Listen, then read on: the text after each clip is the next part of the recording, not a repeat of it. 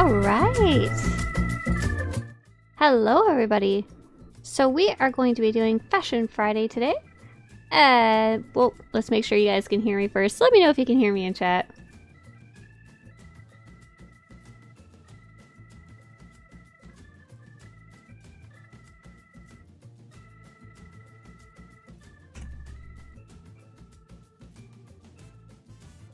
I think that's a yes? Yes! Awesome, perfect. So happy to see you all here. As you might be able to see on the screen, this will be the final fashion event. We've been running quite a few so far. Roughly every week, except for the times I wasn't able to make it. We also had a bunch of holidays and stuff. I see a lot of you are asking, why is this the final fashion show? I've really enjoyed looking at the outfits. You guys have so much creativity that I don't have myself, so I really like seeing the custom outfits. That's why like a majority of my videos are just about the non-customized outfits. But the reason this is going to be the last one is because a lot of the other stuff revolving around these fashion showcases doesn't work very well. My goal was I wanted to do something that people could join from any server, but also keep the numbers down by having it so it's you had to support to join. But unfortunately, due to a bunch of bugs, it made it really slow and very clunky to actually go through and get everyone in the Stronghold and switch between factions and so on and so forth. It's been way more frustrating than the original planning thought it would be. And it doesn't work that great with my schedule either, now that I've been doing it for a while. So this is the last one. All the old ones will stay up, and I'll eventually get the screenshots up on the website from the old ones, so I hope you enjoy it. If you're like, how does this work? I just posted a link in chat. It'll be Swtorista.com/FF, but in short, you just have to be supporting the Swtorista project through YouTube memberships or Twitch subscription or through Patreon. And by the way, I don't know if you know, but you also get a different reward from those. You get access to a recording of 50 lore entries that I've done on audio for you guys to enjoy. And you also get access to the Discord that way. So this was just kind of like a bonus reward I wanted to throw in, see how it went. Wasn't an original one. Maybe make an annual event. Yeah, my goal is I hope to do more fashion shows, but only for special occasions instead of having to do it every week, which is something a little more manageable. So, I posted the link in chat how to sign up for the fashion showcase, and I see a bunch of you are signing up on Starforge. Right now, Starforge is available to join in the audience for public side, so I'm actually going to show you guys how to do that. So if you don't know how to get to the fleet, you can press the P button. Yours will not take as long to load. Mine takes a long time because I have every mount in the game right now. And go to General. You can use your emergency fleet pass to get there. I think you need to have finished maybe your second planet before you can do this. There will definitely be an occasional fashion show in the future. That's what I was actually doing in the past, like for special celebrations or stuff like that. And that's why I wanted to do a more often one, but it was just too much.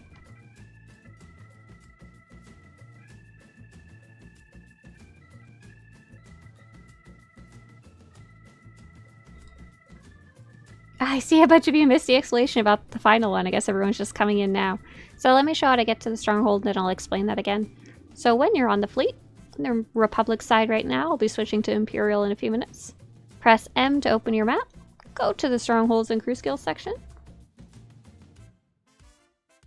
We'll probably go Starforce, Satil-Shan, Darth Malgus, and then if anyone signed up on the German and French servers, we'll go there too. And you're looking for the one that looks like Alderaan. And you can right click it and you'll be able to find my Stronghold. It's about halfway down. Swtorista Stronghold and travel there.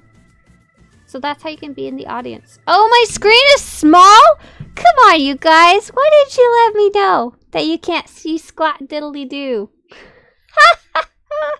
I'm sorry. I sure can put it full screen. Let's do that again. Okay, so if you don't know how to get to the fleet, press P. Darina, it should only be Republic side.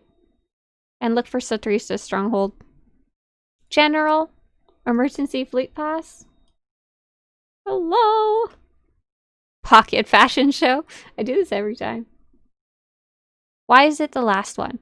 I mentioned it earlier, but there was a couple things that weren't working very well or as smoothly as I planned. First off, it's not super working well with my schedule. I can't commit to it as much as I had hoped to. And then more importantly, the one that's been really frustrating is the game has a bunch of bugs that make it go not nearly as smoothly as it should have when I planned it. And it's been very frustrating. It makes it take like 2 to 3 times as long as it should. So we're not doing anything special. We're just going to show off everyone's outfits, to be honest. So if you're on the fleet, open the map. You're looking for the Strongholds and Crew Skills section. And then look for the one that looks like Alderaan. And you can go right click it. You should be able to see it. Swtorista Stronghold. About halfway down and travel.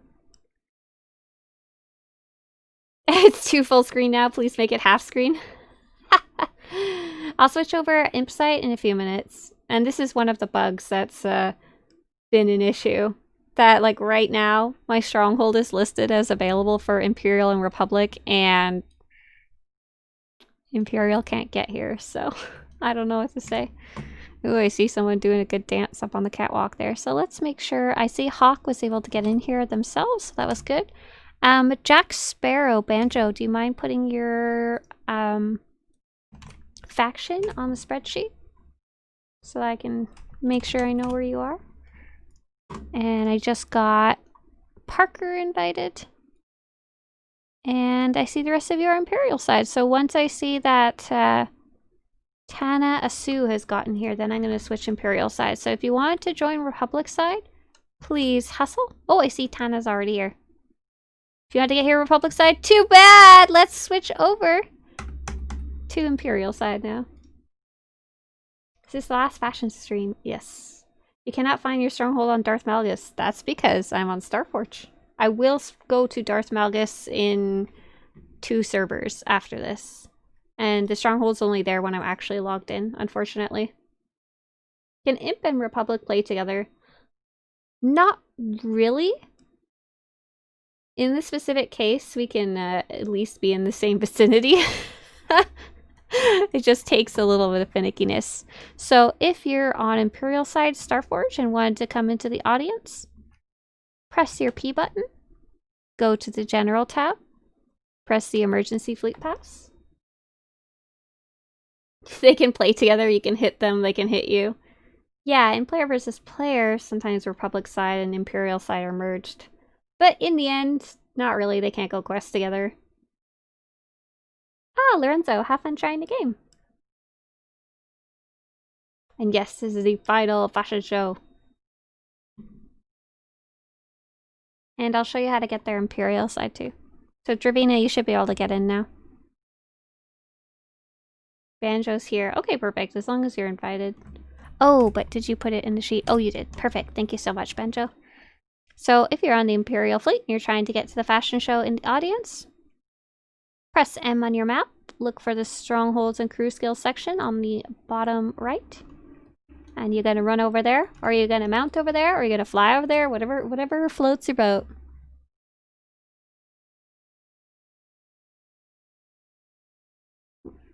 Wow, everybody coming in so late asking why is this the final fashion show. In short, it's not working well with my schedule, and more importantly, the game has a lot of bugs that make it take 2 to 3 times as long as I had hoped or planned it to. So if you're trying to get here Imperial side, look for the Alderaan Stronghold. And look for Swtorista Stronghold, right in the middle here. You're gonna walk because the walking animation's super smooth. We're on Starforge to start, and then we'll do Satil, and then we'll go to Darth Malgus. And you can totally spectate if you can figure out how to get here. So right now, people who can get to the Stronghold will be Imperial side Starforge. Did you hear about the open world Star Wars game being developed? Yeah, I'm looking forward to hearing more.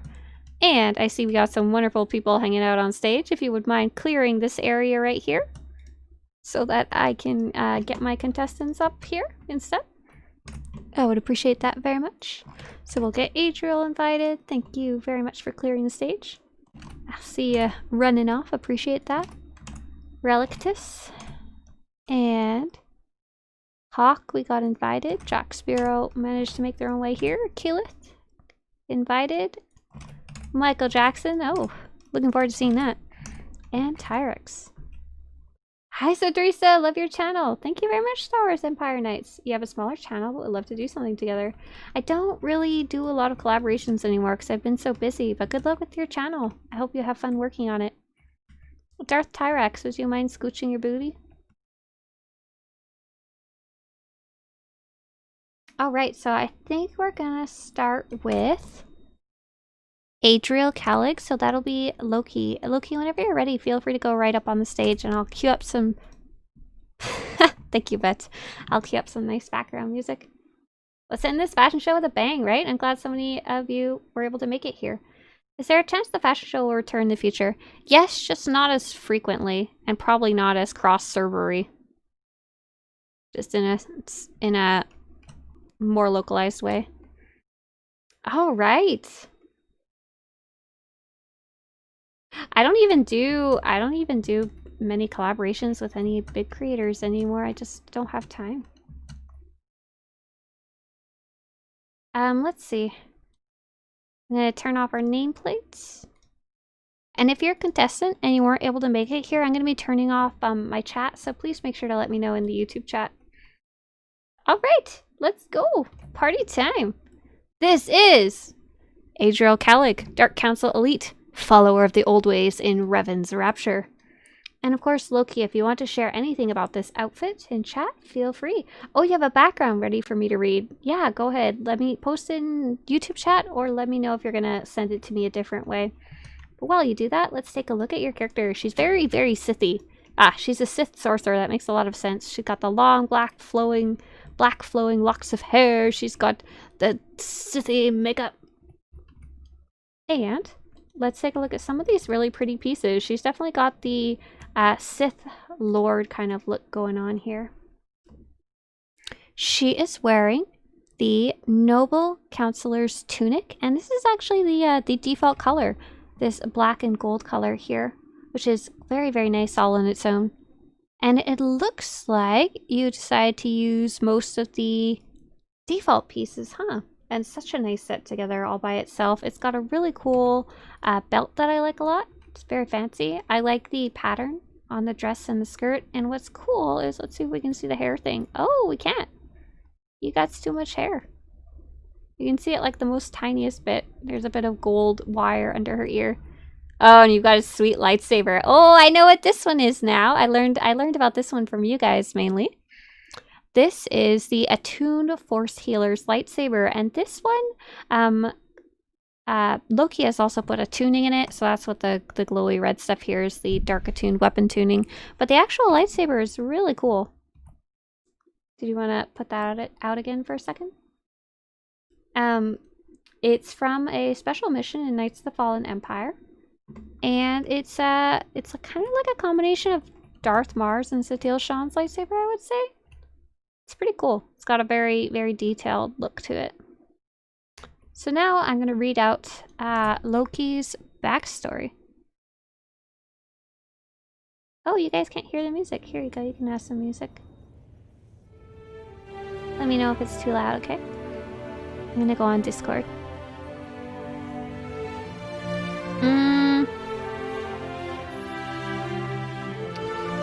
Loki, where am I looking? Oh, you put it in fashion. That makes sense. Born on Alderaan to a minor noble house supporting House Thule, Adriel is the second of two sisters. When she was a preteen, her father was exposed as a Republic spy.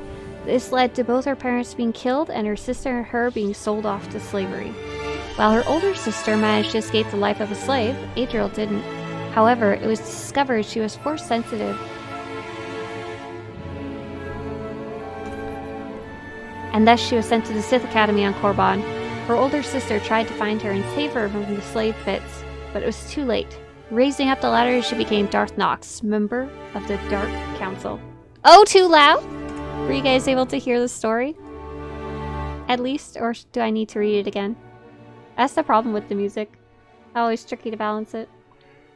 Yeah, that was a super sweet saber. Is Empire more populated than the Republic? Yes, by quite a bit. I don't really find it to be a problem on Republic's side. Very cool, Loki. I love hearing about, say, your characters and how they're kind of tied together. Super nice outfit too. Definitely sets off the jet black hair there. Is there anything else you wanted to share about her, Loki? Otherwise, next up we will have... Trevina! Ah, hi Trev! Yeah. Is it too late to add? No, it's not too late. I'll post the link again. And even if you come after your server's already finished, I can loop back around. It's not a problem. So Trevina, whenever you're ready, feel free to come right up on the stage. Ah, the Alderaan part of your story was inspired by Javik. That's awesome. And Abelardo says, lots of love from Chile. Thank you. Greetings from California. Okay, Trev says, Trevina posted their story to me in a message, but I think we have a bunch of other messages going, so I probably shouldn't read random stuff in there. Oh, this is slick. This is very nice. Let's go take a look at this backstory. Relictus Eternum. And they are the unlucky in the guild enforcers of Loek. So here's their story. Parents murdered and stolen into slavery at a young age, becoming a dancer for a wealthy hut, and forcibly muted via surgery after being traded multiple times from owners who used her for common house chores. Relictus finally broke free when a group of Mandalorians came to steal from her master, a lesser-known Hutt on Hutta. After being rescued by the group, she took a vow to herself to indebt herself forever to the group, working alongside the leader as a scout. Her skills finally put to use. The outfit represents the years of torment and how she finally could shield herself from outside forces, covering herself head to toe, making sure nobody can see the scars and pain from her previous life.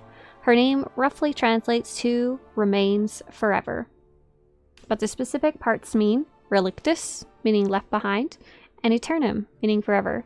She can't remember her original name, having changed monikers and hated them all with each new master. Oh, very nice, Trev. Let's take a look. You're a Sith assassin. You wouldn't really think it from just looking at you. You almost look more like a bounty hunter, but it goes great with that story that you've made up for her, and you've got such a cool weapon. So let's go through your actual pieces. Why can't we have a happy backstory? Through victory, my chains are broken. I mean, think about it. Luke's got no parents. Darth Vader did not have a happy childhood. Rey's an orphan. Finn was I would say, a slave to the military. Obi-Wan Kenobi apparently fine. I don't know his life. They all have to be sad, or they're not Star Wars. So we've got the Hollow Shield Trooper's chest piece, and it's clear that Trevina really rolled with that for the theme. As you can see, as Trevina has the weapon out, it makes these cool little holograms pop up, and they disappear when the weapon's stowed.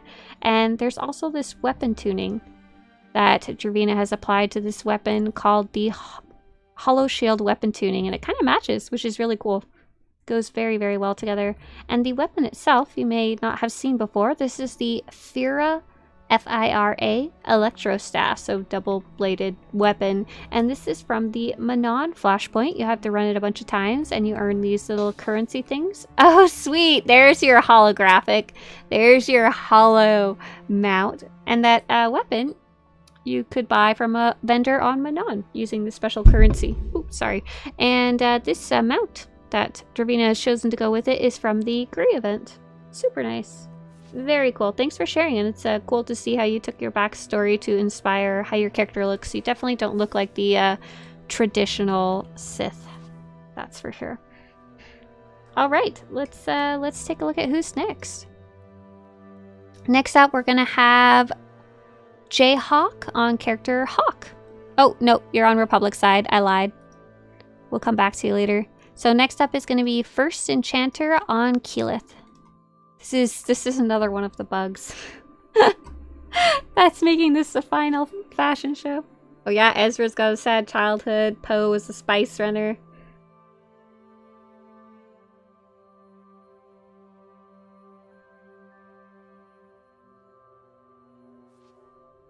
Can I post my backstories here in chat? Yeah, but wait till your turn. Wait till you're on the stage. That way I don't lose it. Alright. Is this the last one you're doing? Yeah, this is the final fashion show. Oh, very cool. I like the way this character looks. So this is Keyleth, Raider of the Cove, who belongs to the player First Enchanter. Now let's take a look at this. Very cool. Did you have anything you want to share about your Twi'lek or her outfit? I'm going to take a look at some of these individual pieces here. So this is a really cool little set. This is called the Cutthroat Buccaneers set. It's a cartel market set, and First Enchanter has put a black dye in it. But what's fun is it belongs to a companion named Paxton Rao. Like, it's his armor. He's a Twi'lek, and he's a pirate for sure. He was a limited time companion, so a lot of players may have never seen him. And there's actually a fun little achievement you can do even if you don't have him, called Cantina Crawl. So it looks like Enchanter has taken that pirate Twi'lek look and claimed it for their own with their red Twi'lek Keyleth, and put the black dye in there. The rest is kind of a mix of different stuff, actually. Oh, nice. Very nice. So you've got the Jedi Knight Revan Screeves. These are cool Knight's boots. The Cutthroat Buccaneers belt, that's part of the set. It's a cool Knight's gauntlets and Cutthroat Buccaneers helmet. And what are those sabers? Those are sweet. You've got the Twisted Fang lightsabers with a hot orange color crystal, and of course the beloved Incinerator weapon tuning. First Enchanter says, for this look, I just wanted something space piratey. Well, I think you nailed it. Very nice, First Enchanter. Thank you so much for sharing your pirate lady. That looks sweet. Can I have Adriel? Can you come back up on stage for a second? I just wanted to take a screenshot of your character. I forgot to, especially because it's the last time. If you're still here, I'll see if you're still in the audience anywhere. If you hopped out. Oh no, I don't see you. Oh, it's so sad. That's okay. Trev, if you're still here, do you mind hopping back on stage so I can get a screenshot of you? Oh, no, I think I lost you too. Okay, anyways, carry on. Sorry, guys. Next up, we're gonna have Michael Jackson. Okay, Trev and Loki, thanks. And I'll just take screenshots of you after the next one. Michael Jackson, feel free to come up on the stage. That's one of oh, this one's Mr. Camaraloso. Banjo's got a different cosplay character.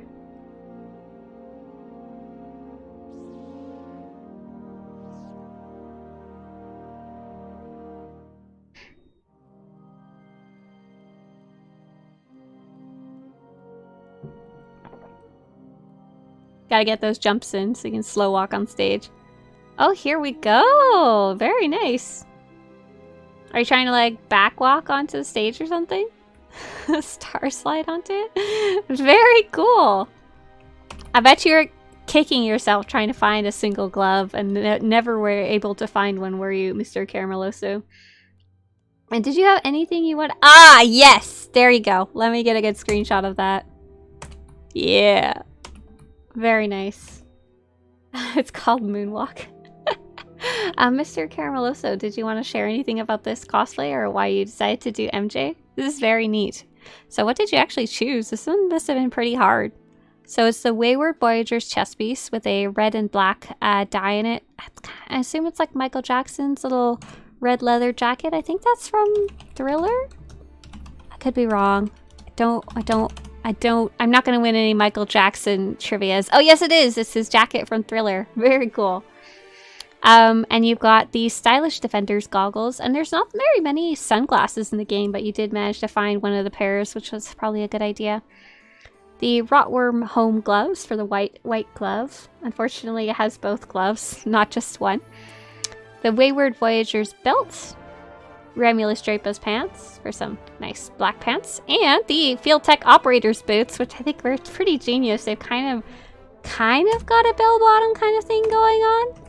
I don't know quite how I'd describe them, but they were a good pick. Good pick for the boots there. I don't think I would have thought of those. Very nice. Thank you for sharing, Mr. Carameloso. I very much like your Michael Jackson character. Alright. So, next up, though I don't know if we'll have anything quite as good as Michael Jackson coming up on stage, will be Bartender Kyle with the character Tyrax.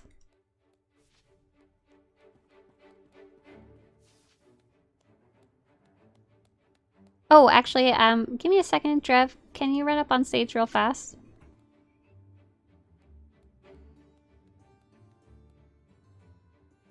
Sorry, I'm making a mess of things.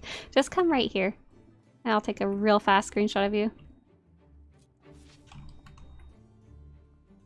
Okay, get off! Get out of here. I want Mr. Tyrax to come sweep the stage. I see him, he's like patiently waiting his turn. It's funny to see you guys in the background. Alright. We got... Bye. Oh, he's doing the proper catwalk. Very nice. I think you're the first player who's ever done that.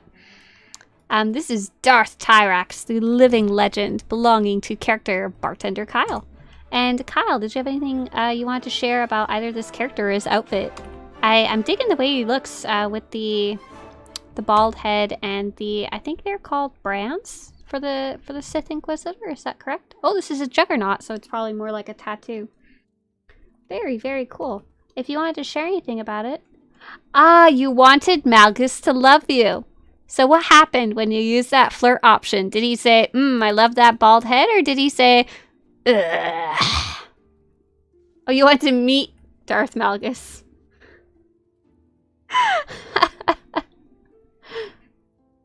Perfect. Let's take a look at some of these pieces. So in general,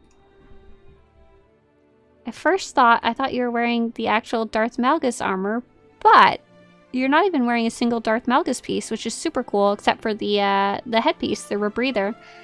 So you kind of got like a Malgus alternative. And some of these pieces are the Ruthless Oppressor's breastplate. I think that's a set bonus piece, is that correct? Bionic Raider's gauntlets, which are really cool. If you take a look, they've got this red tubing built in.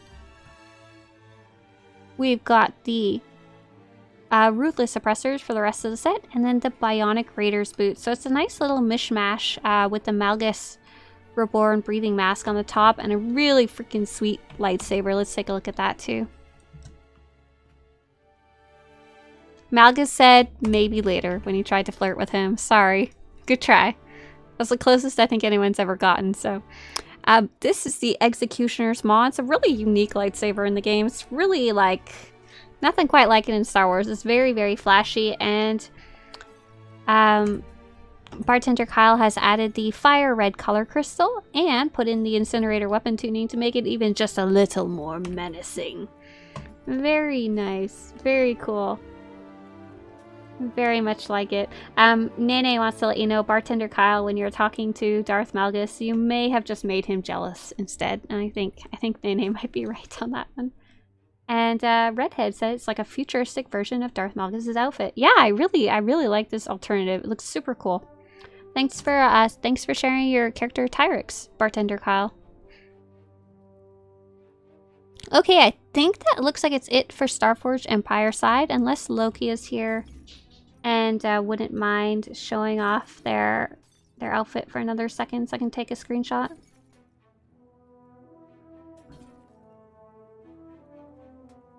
Yeah, I love this stage. It's actually technically a table, I think. I just shoved two together because I wanted some glowy stuff to walk on. Loki, yeah, go ahead and pop right up. I'll get a screenshot of you. Very pretty. Alright. Get off my stage. I'm gonna hop over to Republic side. And the next player I'm gonna have come up on stage is going to be Banjo on Jack Sparrow. This is the tale of Captain Jack Sparrow.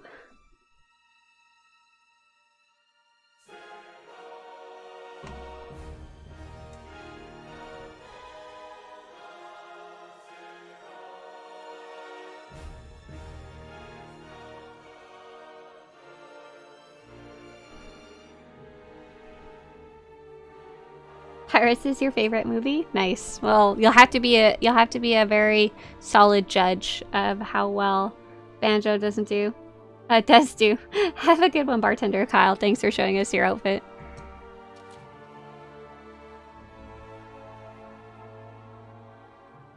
Are you gonna do like an epic log off in the stage? What are you guys doing up here? Skedaddle! Skadoosh! I'm looking for a Jack Sparrow, please. Calling Jack Sparrow. See if I can find him up here somewhere.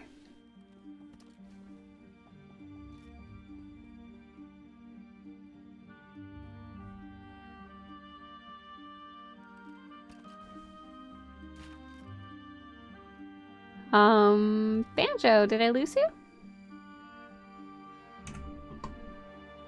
Banjo is usually super on top of being on the stage before I even call him. No. Oh! I think I found the Captain Jack Sparrow here. All right, Banjo, show us what you got. Very nice. Oh, I was wondering if you're gonna go for the pirate hat or you're gonna go for some pirate hair and see what you could do. So this is Banjo's character. Banjo has delivered us many, many interesting cosplays over the years. Where has all the Jawa juice gone? I've got a jar of dirt. I've got a jar of dirt.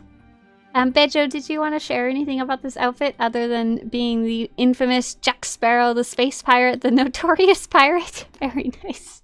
You even got your titles down. Oh, you're a gunslinger too.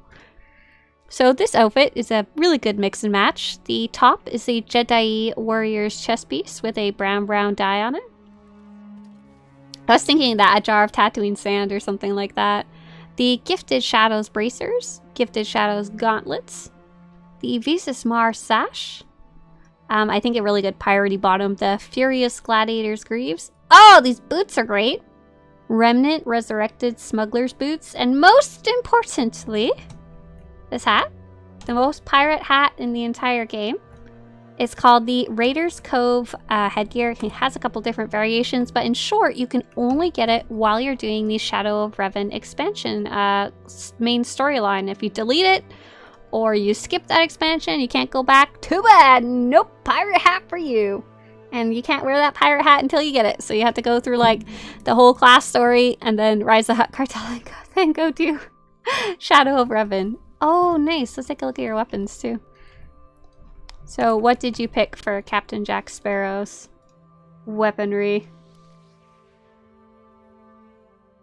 It is the Antique Socorro Blaster Auric. And what's nice is I bet this wasn't very expensive. The weapons. I bet you the chest piece cost you arm and a leg and the legs too, but the rest was probably not too bad. And you put, I assume, an incinerator weapon tuning? Yeah. Oh no, it's a dark side channeling weapon tuning. That's cool. That's what the red up here is. And a advanced pale gold eviscerating crystal. And you can kind of see the jet color there. Very cool. Thank you very much for sharing one of your awesome cosplays, Banjo. Alright, next up we're going to have Hawk on their character Hawk. For real this time, since we're on Republic side. Oh, I see. Farewell, Jack Sparrow. Why is this the final fashion show? In short, it wasn't working well with my schedule, and there was way too many bugs in the game that it was taking 2 to 3 times as long as I had hoped it would. Alright, let's take a look at Hawk's character.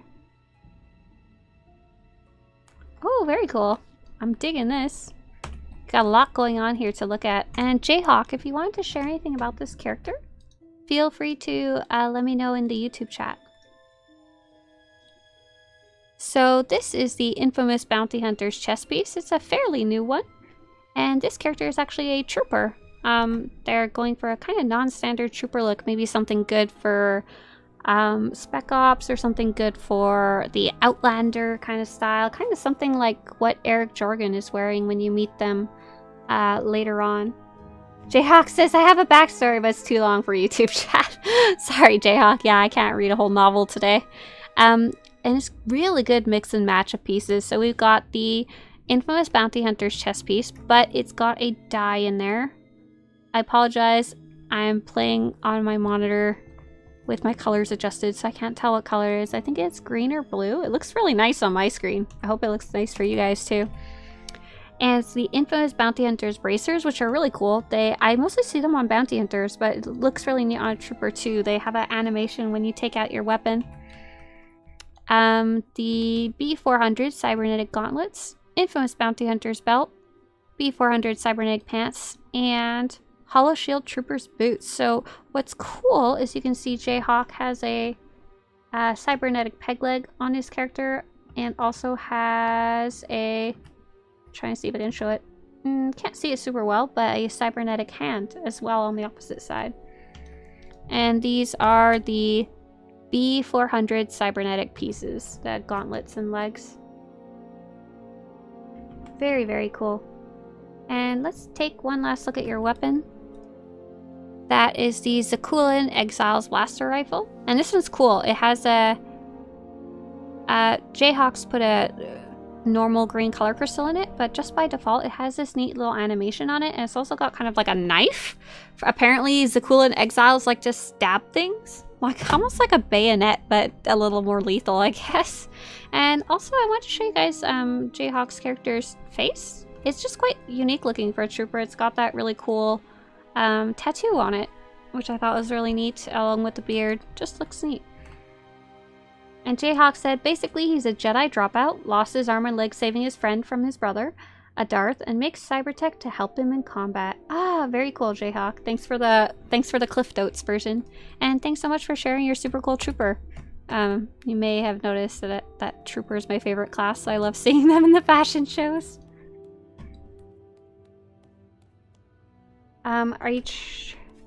Can you please type in the name of Sutil Sith Saber? Oh yeah, that is the...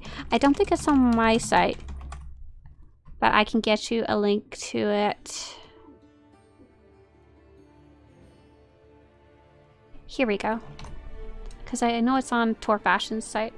So I'm going to link that for you right here. And the way you get it, it's the chapter in Knights of the Fallen Empire where you're with Sutil Shan and Darth Mar. Or at least you meet briefly with them, and that would be chapter 13 of Knights of the Fallen Empire. I won't go to any more details, so I don't spoil it. But there's a different weapon for each type of weapon, and the rifle's really boring. So I didn't know for like a year that the lightsaber was really cool. And thank you so much for the super chat. Really nice of you. I promise I answer questions even without super chat. It's just hard during fashion show. Okay, let's see. Up next we will have Tana Asu, right. Parker said earlier that I'm going to bring my character up, just comment and then I'll go. Yeah, for sure. Parker, but if there's anything you wanted to share, feel free to post it in YouTube chat too.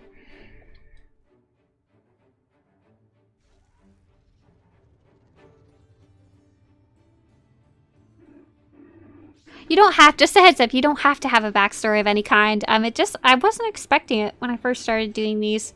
But a lot of players, I would ask them, like, did you want to share anything about this outfit? Because a lot of people, like, have a theme or something going on, like why their character was dressed that way. And it kind of just went to a lot of people wanted to share their backstory. And I was like, sure! I like hearing them. They're not fashion, but they're cool, so. Let's take a look at Tana Asu. Belonging to the character. Parker likes video games. And shockingly, she looks a little bit like a character we may or may not know. Maybe partially inspired by a little Ahsoka. Digging it. Backstory time ready. Feel free to share, Parker. And let's take a look at some of your pieces in the meantime. So we're on Starforge right now. And to get here, I'm on the Stronghold Republic side, Starforge, and my stronghold is called Swtorista Stronghold. It's about halfway down the stronghold list. So you've got the Apprentice Pummeler's chest guard, which is really cool, because this is one you get naturally while you're playing the Jedi Sentinel story. I think you might get it as a consular too, but don't quote me on that. And they revamped the rewards in the beginning of the game at some point, and they made some really nice just armors you get along the way, like from your quest. And I always thought it was super cool. You can't go back and get them in any way, so there's no really good way to go get this if you like it, unless you have kept it like in your bank. So it's super neat that you're only on level 12 and you're already looking real sweet for a Jedi. Real fly for a Jedi. So we've got the Adarian Technician's work gloves, prototype Echani waistcord, street leggings, and Sarian Bandahide footgear. So this is literally just random stuff, probably I assume you picked up while you're questing, and still looks good. That's one thing I like about the game. So let's take a look at those lightsabers. So we've got the Knight's lightsaber with a basic blue color crystal, and the Apprentice Pummeler's offhand saber. Oh nice, so this is the one you get the Knight's lightsaber when you went up the forge, right? And then the Pummeler's one, you get it shortly afterwards. But it sucks, because you can't get a second lightsaber like the blue one you have, as far as I can tell, for your offhand. Yeah, you can wear it. It doesn't have to be something special. It just has to be something you like and want to show off. I love seeing like literally everything. From, especially because as a veteran player, I mostly only see the super rare, expensive cartel stuff and not a lot else. And Parker was saying, the backstory, it follows Ahsoka's storyline, but her biggest regret was having too much Taco Bell. Me too. That's one of my biggest regrets as well, Parker. But Parker says, more realistically, Ahsoka is my favorite character, so that's why I did this. Very nice. Very cool. Thanks for showing your young apprentice, or your young Padawan. Next up is going to be Kev Eagle on character Aura Bosklo. Yeah, still going on. We're still on Starforge. I think this is the last character on Starforge that we're showing. And then we're going to hop over to Satele.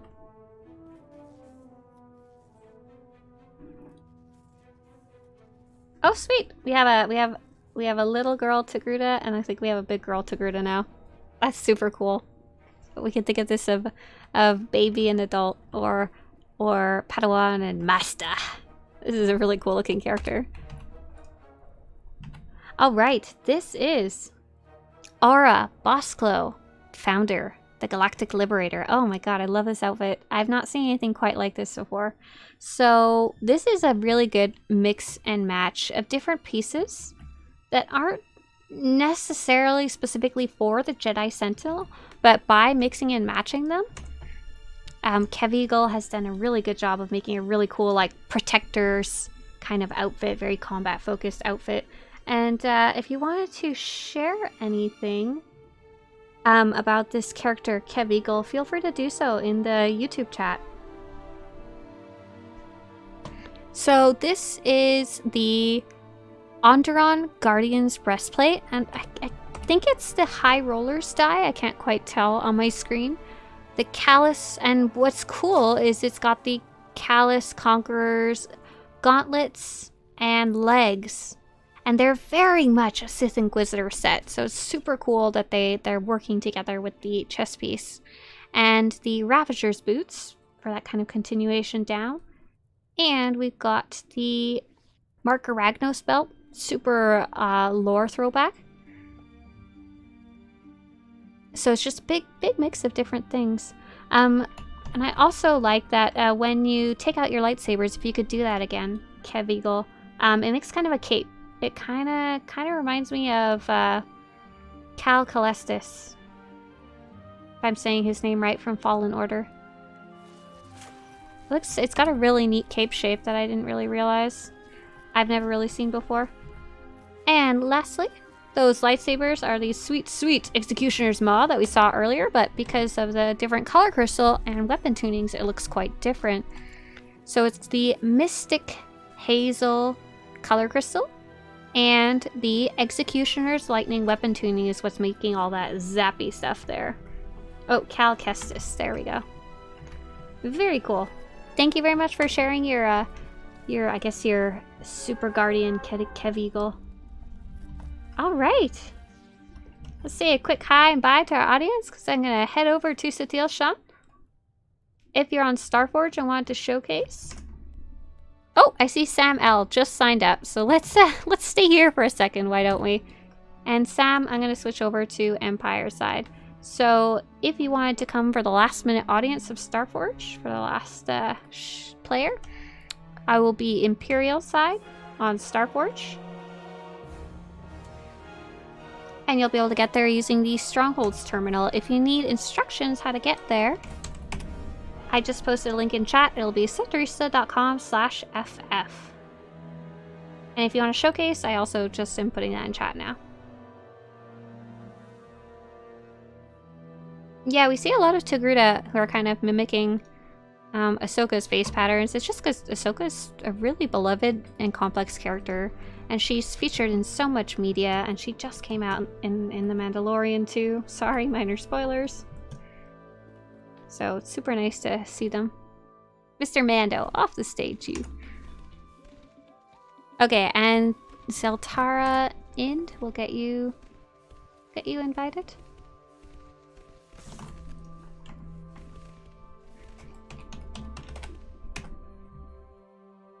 Oh, thank you for clearing the stage. Yeah, this is going to be the last fashion show, at least the last weekly one. We'll probably just save them for special occasions now. It's not working the best with my schedule, and a bunch of bugs, including the one we're dealing with right now, have made it take a lot longer than I had hoped it would. Sweet, sweet. I see our latecomer Sam L made it here just in time. Just joking. You guys can join late. I'll just circle back through the servers. Not a problem. All right. Very cool. I love my Chiss characters. I don't know what to say about that. They're just so colorful. This is Zeltara, Indelix, Grand Champion of the Great Hunt, Living Legend of the Grinning Nebula. And I'm kind of wondering, you've got an apostrophe in your name, but I'm not quite sure if it's a Chiss name or not, because I think they usually have 3. Let me know if it is, and I'll try and figure out what your middle Chiss name is. And if you had anything you want to share about this character, Sam, feel free to post in the YouTube chat. But let's take a look at some of these sweet bounty hunter pieces. Aw, yeah. What I like about this is I think these are kind of very classic Mandalorian pieces, or rather bounty hunter pieces. The original Mandalore in this game wears something kind of similar, and this specific one's called the Mandalorian Clansman set. And that's most of the pieces I see. And what I really like though is you've switched out the helmet. I saw you were kind of showing us that you had the helmet for it as well. But when you wanted to see your character's face, you picked the Remnant Underworld Knight's headgear. And it's got like the straps across the forehead. And it's also got like the comms piece, like a microphone. And it's also got some wrapping around the neck. So it's quite a complex headpiece. And it looks real goofy on a lot of characters. But because of the way your character's hair is, it actually looks really natural. I also like that you have that alternate because your character's face is really cool. I'm trying to get too close. You've got like some scarring, you've got a lot of freckles, you've got some makeup around the eyes, so it's really nice that I'm sure you're able to actually see that character of yours. Get that Joe out of here. I'm gonna take a quick screenshot of her. Did you want to show your weapons again? And Sam said, no, she abandoned her Chiss name. She was abandoned by her family because she's actually Force sensitive and Chiss shunned the Force. She's been hiding it for years.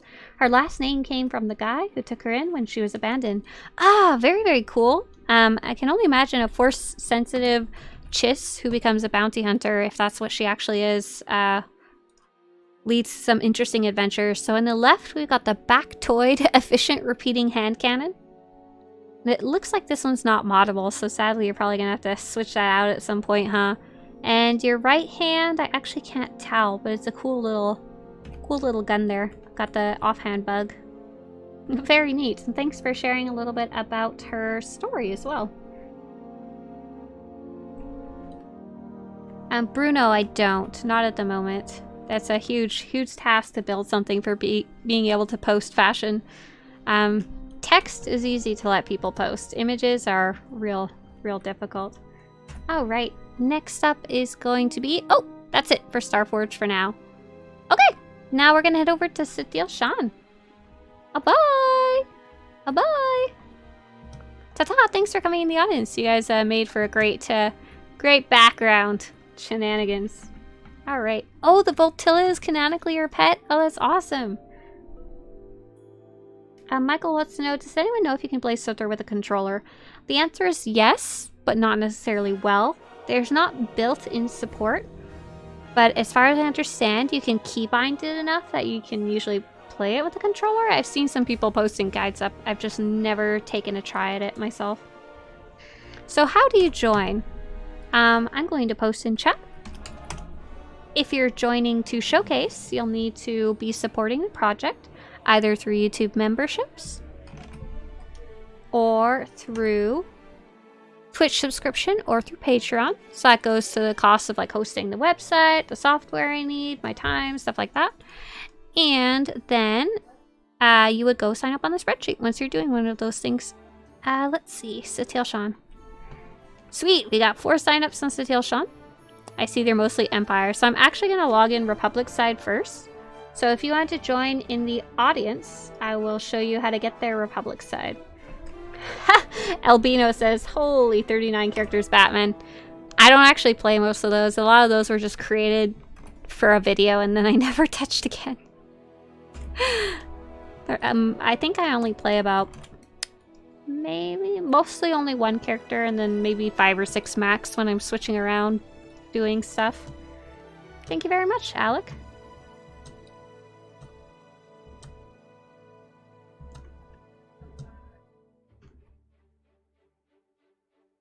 Lask is saying there's an app called, you'll see the name in chat, that lets you custom map your PS4 controller inputs to keys and clicks. Yeah, I've seen people do it with the Xbox controller as well.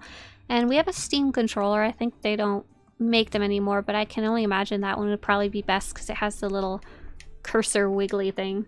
I don't know what it's called, the little touchpad. So Republic side, Satil Sean is now open for the audience, and I think I sent Ollie a invite, but I'll show you guys how to get here in the audience. So if you're on Republic side Satil Sean, press P on your keyboard. P for abilities. Man, emergency fleet pass. Oh, maybe it's supposed to be P for powers. It's a party on Starforge? Right, that's the real reason this is the final fashion show, because you guys destroy my stronghold every time, and I have to go, I can't afford the repairs anymore, I'm sorry. Too many priceless artifacts destroyed. Paradox says, I got 44 characters and I play them all. Oh, holy cow, Paradox. I'm guessing you like to go like complete conquests on them all? Otherwise, I can't imagine what you'd be doing on all 44. Hello there. So to get to the strongholds, you'll open the map, M for map, on your keyboard. Strongholds and crew skills section.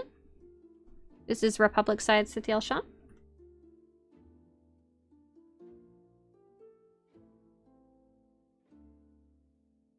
And we're looking for the one that looks like Alderaan. And we're going to go to Swtorista's stronghold. It's probably going to be at the very end. This is not my main server. There it is. Ugh.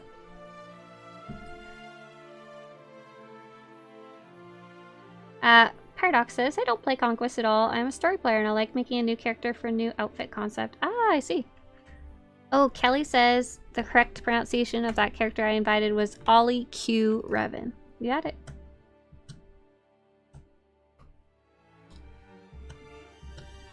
How does one sign up? Here, I'll put the info in the chat again.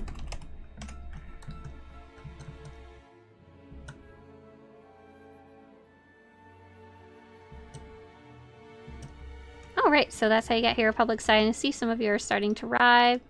Let's see if Ollie managed to make it here. Yes, Ollie did indeed. Sweet. So I'm just gonna wait here for a few minutes and let our Republic side friends join. And Imperial side will switch over in a minute or two. This is one of the bugs that's been frustrating, to say the least.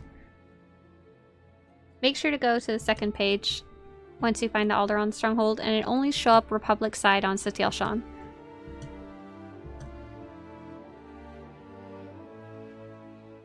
Nene's like, I'm all about the fashion as well. All about the outfit concept. To me, like, I'm not necessarily good at writing or drawing. So the way for me to create characters in my mind is to be able to create them in-game. Like, it's the closest I'm going to be able to get to draw or write. So I really like being able to express my thoughts about a character that way. It's like, I don't really care about fashion per se, but I really like being able to like create a concept. And since there's so many armors and dyes in the game, I feel like I can do that, or compared to a lot of other games. How do you just pull out your weapon? I don't know if that was someone in here who asked that, but you would press the H key. Oh, no. I think it's like the Z key by default. Yeah, there you go. I just bound mine to H. If you press Z, you'll display your weapon.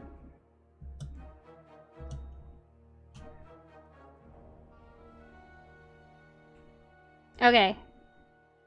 I think we're good Republic side. I don't really see anyone else loading in.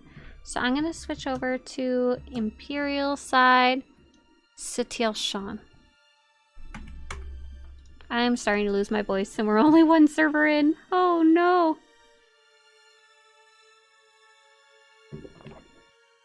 Nene says, well, I also don't think up elaborate stories for mine. I'm like 50-50. Some of my characters have elaborate stories and some of them I just kind of create a concept and roll with it. Like, she's a Sith pureblood lord. And that's about all I got, and I created a cool, super cool outfit to go with that.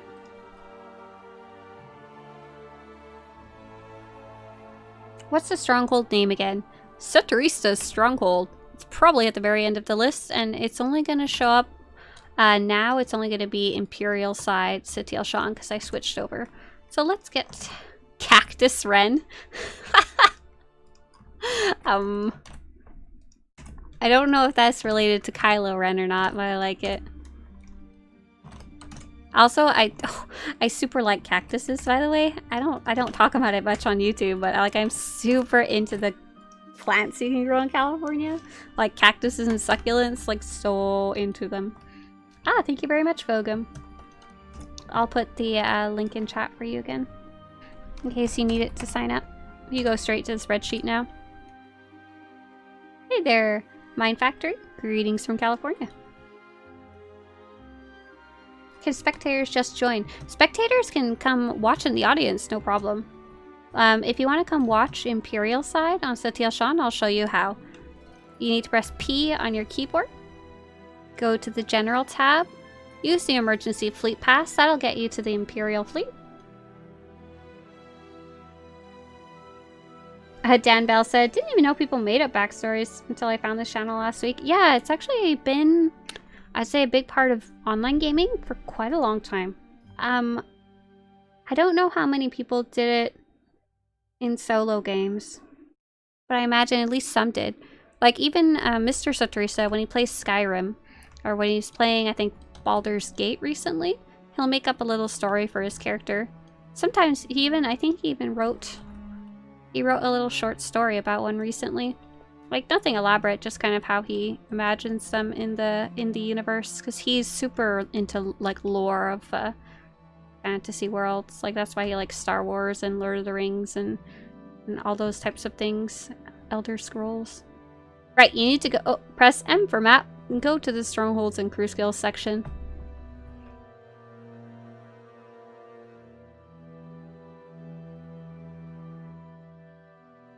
And then for online games, I think it kind of evolved. It became a little more common because you could like talk to people about your character or like talk to them about the decisions you made in game, and especially for role playing. So you can take that backstory and actually kind of create a little story with other players, or kind of like a play, a live play. So you're going to go to the Alderaan terminal. And you're going to go to Swtorista's Stronghold, which is going to be at the end. Hooray! Can we do a group photo? Sure. Why not? Unfortunately, we already missed it on Starforge, but we can do it on Satil. But wait until the end. If you're on the stage now, I'm going to yell at you. So I'm going to have Cactus Wren, if you could go up on the stage. And I'm almost there. Ah, Zillian says you made me start SWTOR. I'm glad you're enjoying it, and welcome back. Have fun with your itty bitty marauder. Shoot! Shoot! Do you mind coming out from behind the stage, you guys up here? So I don't accidentally get stuck on you when I'm filming. That's Master Kimbin and Weedar. Weedar Lives. And Cactus Wren, whenever you're ready, feel free to come up on the stage. Hey, from Los Angeles! You're probably not too far from me then. And welcome back to the game. Alright, we got Cactus Wren, spiky boy! Okay, from Court. And this character belongs to the player named Vancouver. And Vancouver, if you wanted to share anything about this character, feel free to do so in chat. I'm specifically trying to find out, do you just have a super cool looking character? Or are you meant to be spiky? Like a cactus. Alright, let's take a look at some of these pieces. I'm really digging this kind of samurai kind of look, I would say. And this is... the main piece is the Defiant Asylum Body Armor MK26. And this is super cool because you really don't see it that very often. And it's kind of a secret, I guess you could say. You can craft it, I think, at crafting level 600. And I want to say armor mech, though it could be synth weaving. But the thing is, you have to craft a different piece of Defiant armor first. And then when you reverse engineer it, it gets this totally different look. And it's super, super neat. It's got the gold, it's got the plating, and it's very similar to a very expensive armor piece you can get from the cartel market. Nice. Get those blades out. Let's take a screenshot. And the Vancouver has found a bunch of different pieces that complement this cool crafted piece. So they've got the Onderon Force Lord's headgear, which is actually from Endgame gear. From the most recent expansion. You don't see that many people wearing it. And the Onderonian Force Lords is also from that Endgame stuff, which is really cool because it echoes the shoulder plates really well. Vancouver says, just samurai inspired. I name all my characters after plants. Nice, nice. Darth Scion's sash for a good belt. And Sith Cultist lower robes. I'm really digging that. I like that a lot with the chest piece. And there's a, I think maybe either a black dye or maybe a underworld boss dye in the chest piece, which makes this, I like the colors on this because of that. And lastly, Darth Scion's shin guards. Did you want to take out your weapons again? I saw those cool blades. And these are the Merciless Raiders Vibro Sword. They've got a black-red color crystal in them. So you can see a color crystal as the red kind of laser that's automatically in there. But Cactus Wren also has the lightning weapon tuning in them as well. Okay, we don't need any more lightning effects. It's alright. No more fire. Very, very cool samurai effect. I really, really dig it. Thank you very much for sharing your look. Very unique. I don't know if you knew this, but the lead writer, or I guess lead of the story team, is super obsessed with samurai. So pretty much any samurai armor in the game, he probably has something to do with it. Okay, let's take a look next at Caleb Pook on Darth Sangeren. Very nice. You know what's up. And he's Jedi Hunter. Oh, sweet. So we saw a pirate Twi'lek earlier by another player, and this is another kind of version of that, I guess you could say, with that helmet, though it's definitely a lot more Sithy, Sith Marauder. And Caleb says, I just like the look. I feel it matches well. Yeah, it looks really cool. So once again, that helmet was like specifically made for Twi'lek and their Leku, which is super cool. And I like this chest guard because I don't have it and I'm jealous. It's one of the few things in the game I don't have because you can't just go buy it. Just taking a screenshot. This is the Iocath Annihilator's chest guard. The red glowing bits kind of come with it automatically. And Caleb has popped I think a gray and black dye in there. And what's neat about it is you can only earn it through the Iocath reputation system on the Imperial side. Or rather, you can earn it Republic side, but you have to be supporting the Empire. So that's up to you. And Caleb has mixed it with the boots from the same set. Cyber Agent Greaves' wrists. And what's cool about the wrist is when you pull out your weapons, it makes this little animation on the animation on the wrists, and it changes when you put your weapons away. And then lastly, the belt is the Imperial Bastions belt. It's kind of like a Darth Mar set-ish. And Ikath Annihilator's gloves. And these weapons are pretty sick and slick and all of that. They're the Dark Honor Guard's Unstable Lightsaber. Super expensive. Don't even look it up. And it has the... I think you've got 2 different tunings, huh? You've got the Volatile weapon tuning on one, on the black one. And you've got the Incinerator weapon tuning on the red one. And the red one is the Advanced Red-Black Indestructible Crystal. And the other one is the White-Black Indestructible Crystal. And something cool about these Dark Honor Guards lightsabers is that they kind of reverse the colors, or they don't display them the same as normal lightsabers would. They really, really distort them, and it goes for a very cool, unique effect. Very nice. Yeah, I absolutely dig that helmet. By the way, that's called the... That's the Cutthroat Buccaneers helmet with the Iokath Annihilator set. Very nice. Why don't you have it yet, says Timon. I didn't do Iokath Reputation Imperial side as much as I could have or should have. I've kind of been doing it off and on. Is it too late to sign up? No, not at all. How can we go on stage? I just posted the info in chat. It should show up soon. Next up, we're going to have XTM8, who belongs to Paradox. Ooh, looking forward to this.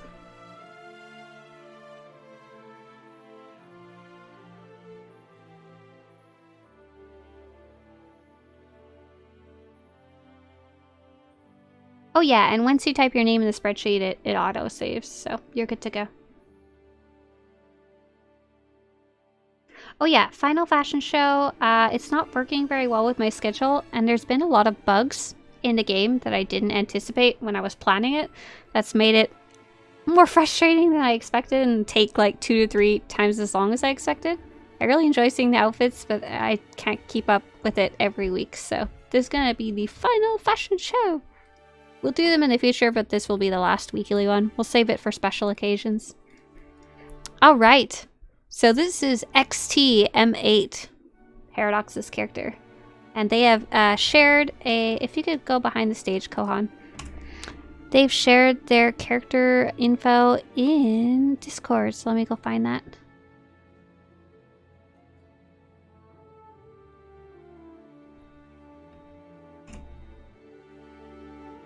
This is... Oh, I see. You posted me a pronunciation guide. Thank you. Oh, this is fun. Okay. Model number XTM8, codenamed the Swarm, is a unique assassin droid turned bounty hunter from an unknown manufacturer. It's theorized it was built and rebuilt so many times that the core design is lost to the ages, as the Swarm is estimated to be 2,800 years old.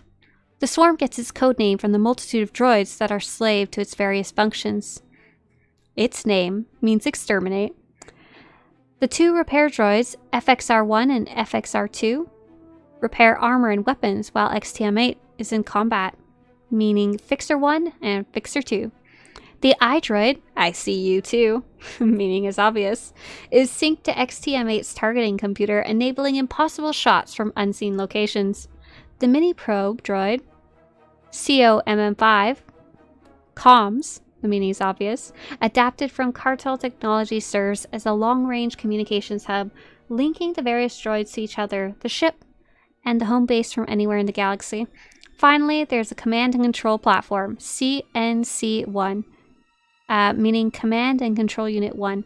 This remarkable droid can observe the battle from a distance and relay tactics, enemy strength, and position back to XTM8, who directs the other droids based on this information. XTM8 also travels with a crew from various races, and each one has to submit to having a piece replaced to enable them to communicate with the network. At least that's what they're told. Unknown to XTM8 in the deepest recesses of its programming is a snippet of old code that compels it to replace parts with cybernetics, just like the surgery droid it was originally built to be. Holy cow! Paradox! When you were saying you were having trouble choosing which character you wanted to showcase for the final showcase. I think you picked the right one. This is awesome. Such a cool story, so woven into what you actually have available in game. Oh, so cool. Okay, let's take a look at some of these actual pieces. Unfortunately, let's see if I can get all the droids in the screenshot at the same time. I think we got it. So first off, we got the Bionic Raider's helmet, and when you draw your weapon with that one, this little bitty itty tiny droid, the smallest one in the center, comes out and floats around, and you kind of get to decide what these are exactly. The game doesn't tell you. They're just droids. This one specifically is a repair droid, but the rest are up to you. Next up is the Sith Recluse breastplate. It's just a super cool looking one. Lots of details. The B300 cybernetic bracers. B200 cybernetic gauntlets. You can see those robot hands. Republic Squadron Commander pilot belt. Series 212 cybernetic legs. As you can see, they've actually got 2 cybernetic legs, not like a peg leg. And Series 808 cybernetic feet. So they don't even have feet. I think the only piece that's like an actual, not a robot, is the belt there, huh? And the chest piece, the Sith Recluse breastplate, is where this little guy, the biggest one, comes from. And it also comes out when you draw your weapon. And lastly, Paradox has the Range Hunter blaster pistols with a pink-purple color crystal and a repair droid weapon tuning on each one. And one's actually hiding right now, so let me see if I can go find it. Yeah, there's one back here and one right here, and they're meant to repair your weapons. I don't think they were ever envisioned to be combined with this many droids, but it's great. They're just everywhere. And on top of that, we've got a floating pet called Cartel MJ52 Mini Brobe that was part of the backstory as well. That one's not an outfit, but it's a pet. It counts. Perfect! Perfect.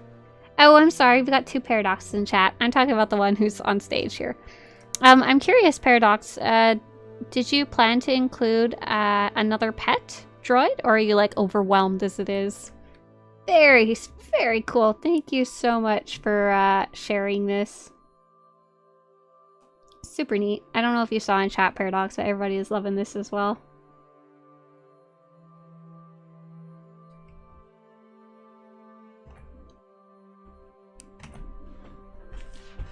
So we'll give Paradox a few seconds to reply due to the delay, and after that, though, will be Lilith Evermore.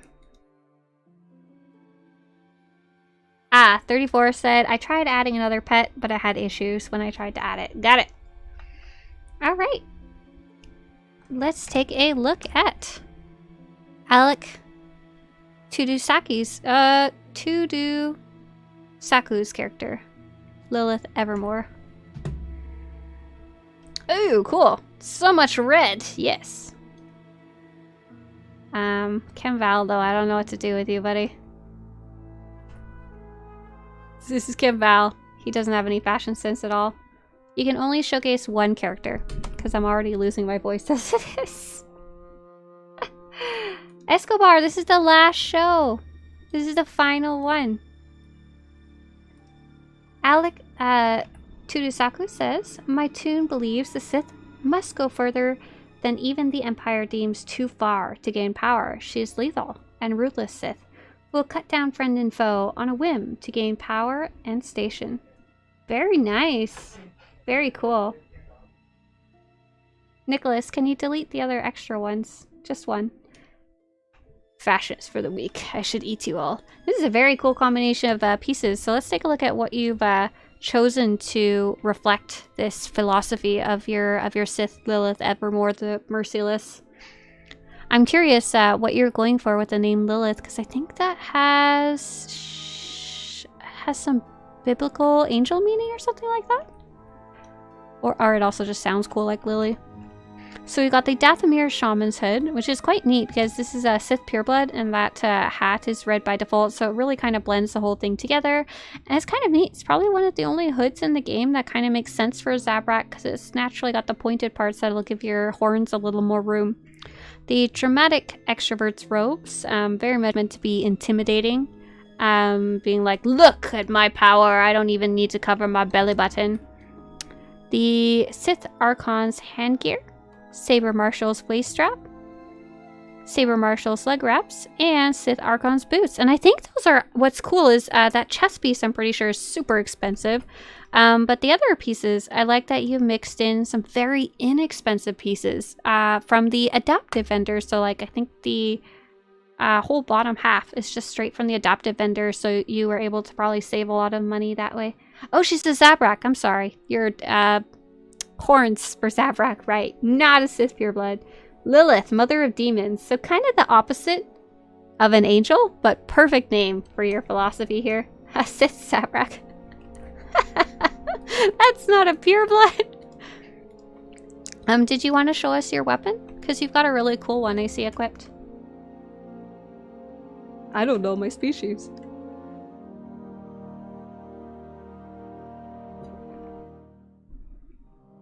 Alright, here we go. This one I really like a lot. And I was so excited when I finally figured out one day what it was after seeing it around the fleet. This is the Devastator's double-bladed lightsaber. It's a Cartel Market saber, but I think there may be some non-Cartel versions kicking around from the past. It has this red crystal in it naturally. I can't remember if it changes color with your saber, but I think it actually doesn't. And Lilith has in it the black-red striated color crystal. And what's really cool about that type, the striated crystals, I always wondered how does that different from like a black-red crystal. But if you zoom in really close, it's because it has 3 different colors, or 3 different bands rather. There's black in the center, red just outside it, and then it's got an additional layer of black around the edge. And that's what makes it striated, like stripes. Very, very cool character. Definitely looks like she's gonna go murder everyone in her path. Thanks so much for sharing your Mother of Demons there. Next up, we're gonna have Timothy, who's on character Badby-Ban.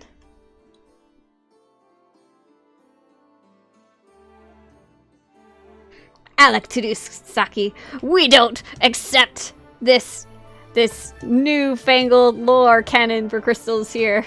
Nah, just joking. There's so much cool lore for the crystals, both in new and old lore, and there's so much fun stuff you can do to like tie it into your character's backstory. It's pronounced Bav. Okay. Head up on the stage whenever you're ready.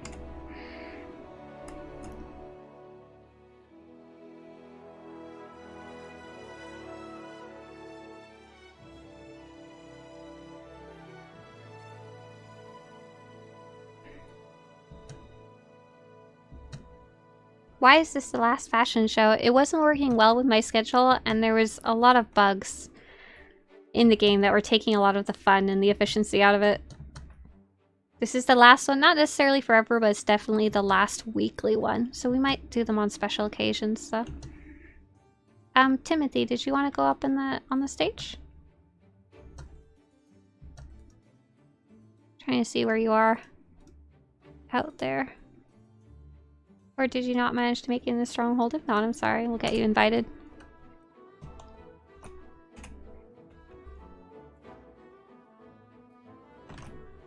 Try that. He's nervous. Everybody's watching! Oh, I see. I think as he signed up later, he or she wasn't actually in the Stronghold yet. My bad, sorry. And we'll get Darth Walker invited as well. I doubt your name is Darth Walker. Maybe it's just Walker? You're gonna have to fix that, just in case, to what your character name is. Like your actual character name, what you see on the character select screen. Perfect! Awesome, I see you up on stage there. Nope! That's not you. Get off the stage. Shoot. I need that. I don't want to have to sweep it again. Sweet, there we go. Darth Bav. Oh, sweet. She's kind of like a dark Lana. Darth Bav, the living legend of Imperial intelligence belonging to character Timothy Welty. This is a very nice mix of stuff here. It's kind of like a Sith Inquisitor crossed with a Sith Warrior. without all the crazy, fancy, flashy stuff. So let's take a look at some of these individual pieces, and if you wanted to share anything about this character or her outfit, feel free to do so in chat, Timothy. How to be light side as a Sith, says Timothy. So we got these, oh, this is a cool one. Sovereign Mind Chest Guard. I don't know where you got this specific one, but there's a couple of different versions of it. Probably easiest to find is maybe crafted. Might be something on the adaptive vendor, but you popped a black die in there, which is cool. The Darth Scion's fan braces, they're neat because they're asymmetrical. And for your outfit, I don't know if you noticed, but it kind of travels up the arm with the padding. That's really neat. The Covert Waist Energy Armor, so your belt's not showing. Zozin's Lower Robes, which is one of my favorite skirts. It's just very pretty, very simple kind of skirt. And Darth Scion's Shin Guards, which match the gloves. And just very simple character kind of look as well. And Timothy, very cool. Did you want to show your lightsaber as well? Nice, there we go. That's what I'm looking for. Oh, that looks sweet. Alright, so this is how to be a light side Sith. The best way is to get an ancient Sith Lord's Warblade and then put a light side weapon tuning on it. And a white-gray color crystal so that those ancient Sith runes show up super well. That looks really good.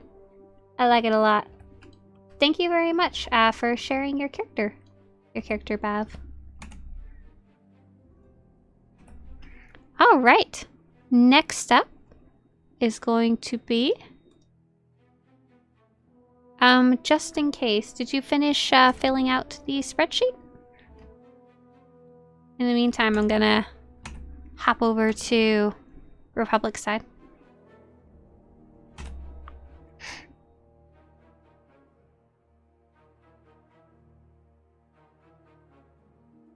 So now, next up is going to be Ollie Q Revan, who got invited a year ago and was patiently waiting for me to come back to Republic side. So next fashion show, I don't know how often I'm going to do it. As I mentioned earlier, a lot of bugs have slowed down how I actually wanted to do this in the game that were very unexpected. And it's not working the best with my schedule, especially because of that. So we'll probably only do fashion shows during special occasions. Maybe we'll do it when we hit 200,000. I'm not sure. No super plans. I just know I can't keep it up every week, unfortunately. I assume Ollie, can you guys clear the stage? Because I'm looking for Ollie to be able to come up.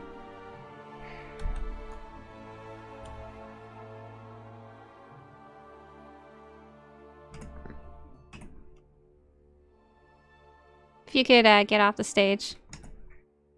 Everyone but Ollie. And if you could not stand right in front of the stage either. Okay, here we go. Alright. One of the bugs is that everyone gets on the stage and I have to wait 5 minutes between characters. No, I'm just joking. One of the biggest bugs has to do with the factions. The strongholds are supposed to be cross-faction, but they're not working, and it makes it really difficult to get everyone in here, and anytime I want to look at someone who's the opposite faction, I have to switch characters. So, I'm really digging this character, Ollie. Thanks for waiting so long, because they look super cool. You've got so much stuff going on here.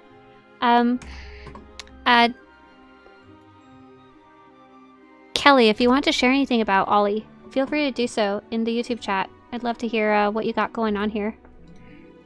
Let's take a look at some of those individual bits and bobs you got going on here. So first off, I really want to look at those lightsabers, but I need to focus.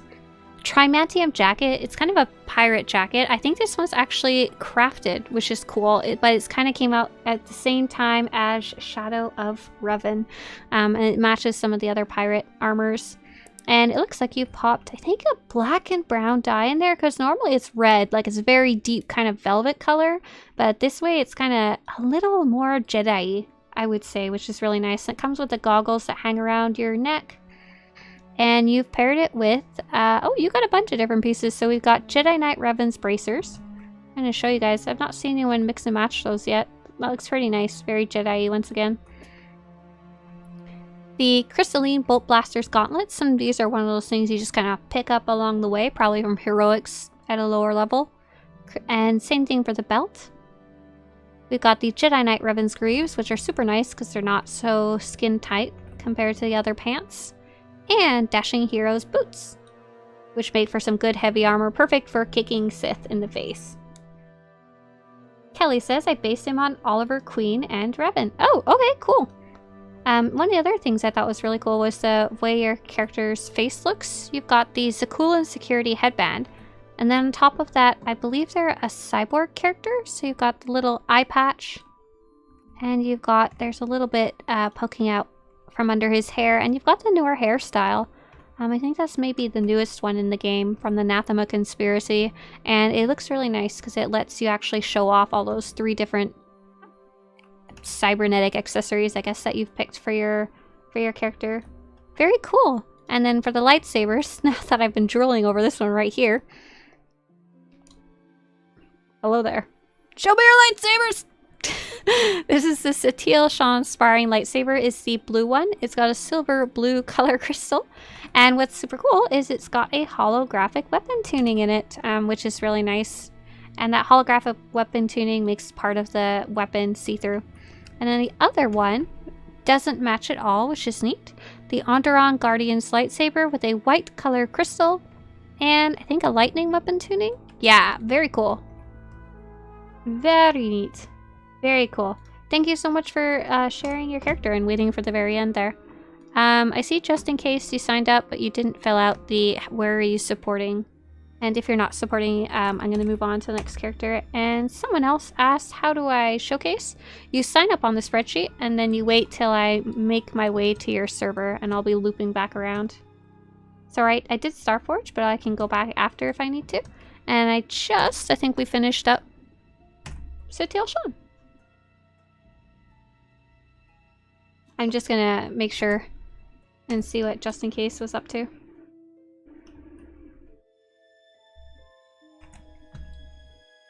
Try and figure out if they were confused about the spreadsheet or if they were looking to support. Oh, you want to do a group photo. Right. Okay, sure. We can do a group photo. Everybody go on the stage.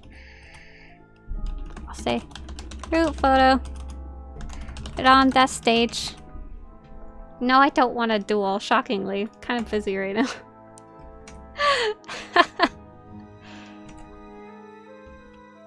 Okay, here y'all go.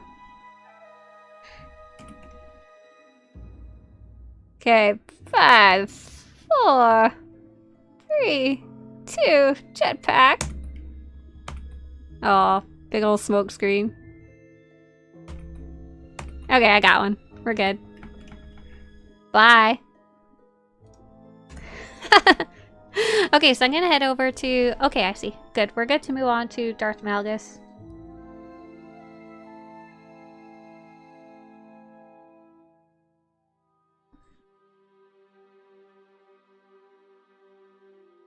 Okay, cool. So I see a bunch of you signed up on Darth Malgus. I'm gonna start Empire side. Teresa, what are you asking about my Sith Inquisitor? I saw you post that a few times. Satele Shan is turning to a bloodbath, I'm sure. Just mess my stronghold up, you guys. Don't need it ever again. Oh, what set was on my Sith Inquisitor? That was that yellow Twi'lek. Sovereign Executioner? I don't even know how to spell that, but I'm pretty sure that's what it was. On your trooper, the white set. That was called Vandanite Asylum. It's actually a crafted set, so it's not too hard to get or to make yourself.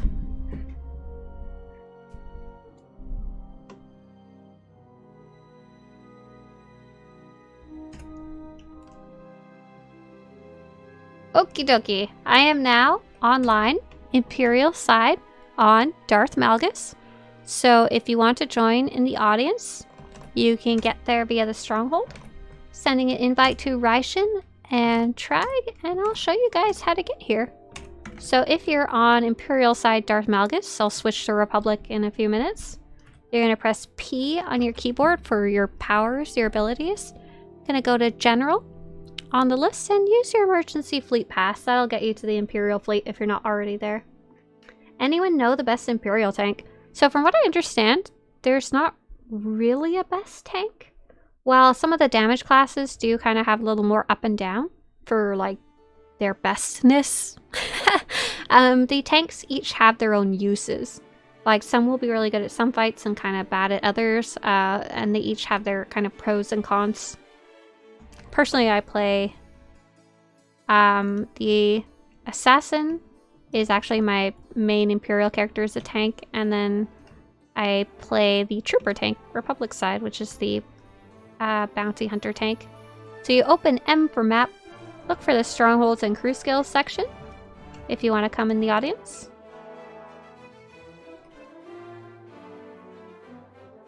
Yeah, I think it takes a few minutes to actually show up on the Stronghold board, but I can never check it because I'm never there when I actually load in.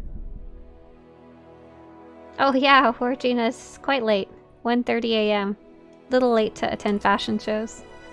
But I'm glad you're able to... You should be able to see at least most of it. If you're watching on your phone from bed.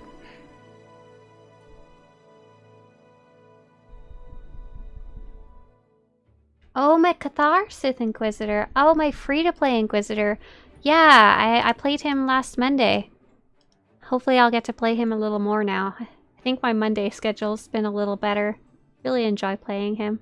Did you have a specific question about him, Teresa? My Javik, Wonder of Sotor? Let's see, so, and you find in the Strongholds and Crew Skills section, you look for the Alderaan picture. And then you're going to go to Swtorista Stronghold once again at the very bottom. Where it belongs. So we're on Darth Malgus, currently Imperial side. And I'll switch over Republic side in a few minutes.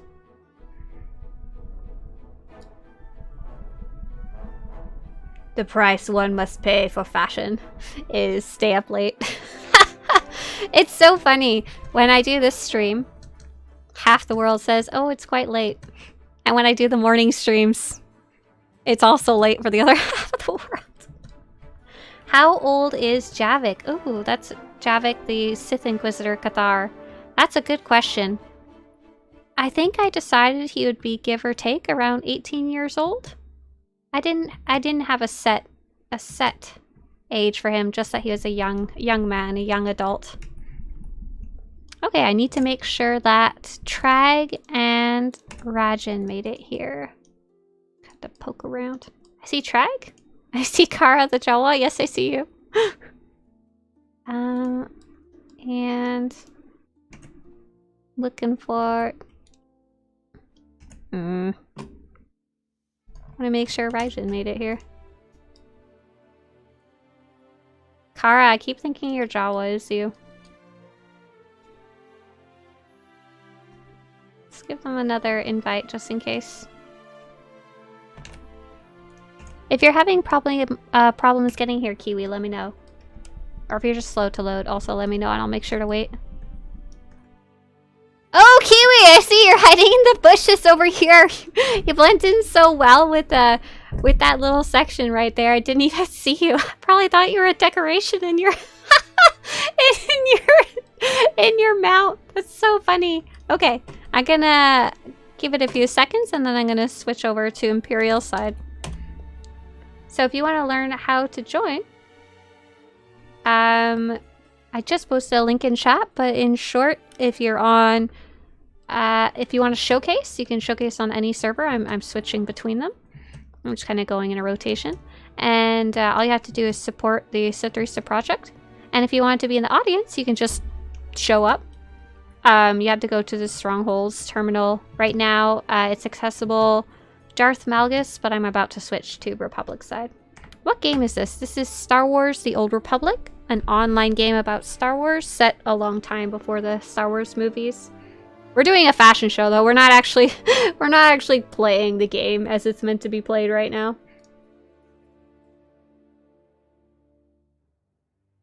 Oh, what did I say? I'm going to switch over to Republic side.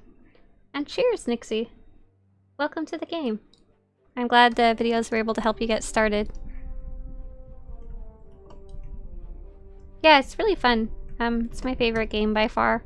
I mean, my channel name's Swtorista, so I'm a little bit biased, but It's really easy to try out. You can download it on Steam or go to swtor.com/download, swtor.com. And to try the game, it'll take a while to download, but it's free. Like, you don't have to pay for anything to start. Alright. Okay, I'm Republic side, Darth Malgus. Let's get our Republic friends invited. And it will be the same thing. Invite Avar, Tarun, Cassidy,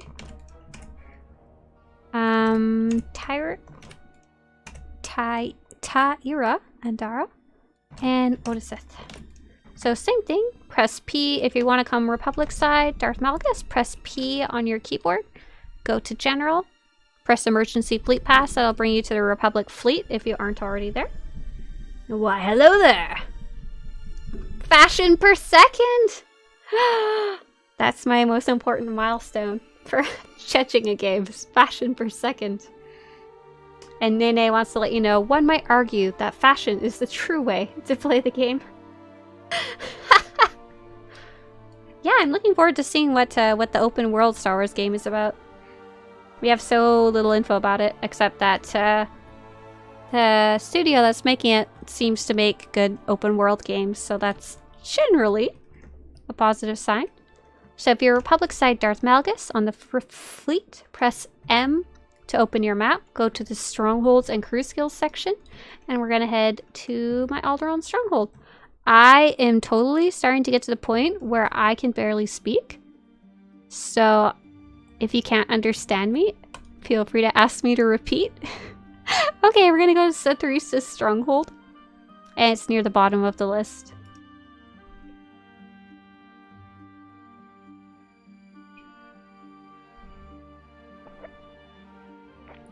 Fashion is the true endgame.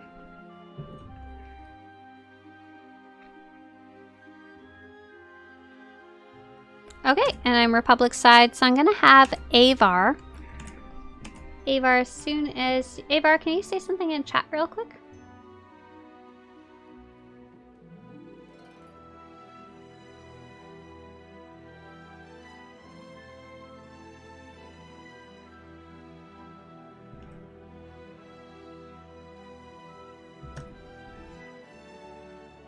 Or can you say something in YouTube chat real fast? Sorry. To be more specific. You're here. Okay, I see you marked that you're supporting through YouTube memberships, but it's not showing up in chat, so I'm gonna double check it. It's not the same as just like subscribing to a YouTube channel.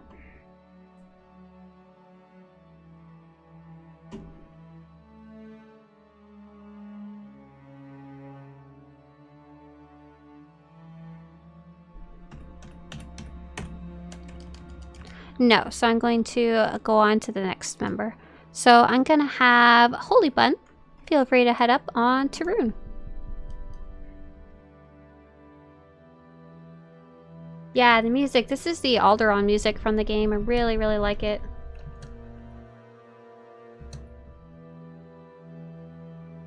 Sweet. We got Colonel Tarun, the spicy. Holy Bun knows I love trooper characters, so... Alright. Let's take a look at what you're wearing, Holy Bun. I'd love to share whatever you want to share about it.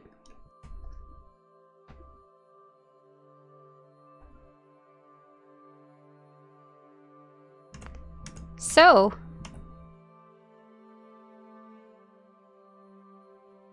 You know what? I think you're gonna enjoy watching another stream better. Cause you were being rude about someone's outfit earlier and yeah. Okay, bye. So this is Holy Bun's outfit. Holy Bun wants to let us know trooper armor on the occasion of the last fashion show. I like this outfit a lot though. It's not flashy. I wore this one at the beginning of Knights of the Fallen Empire, perfect for laying low in Sequel Endless Swamp. Yes, perfect. Perfect for your exile.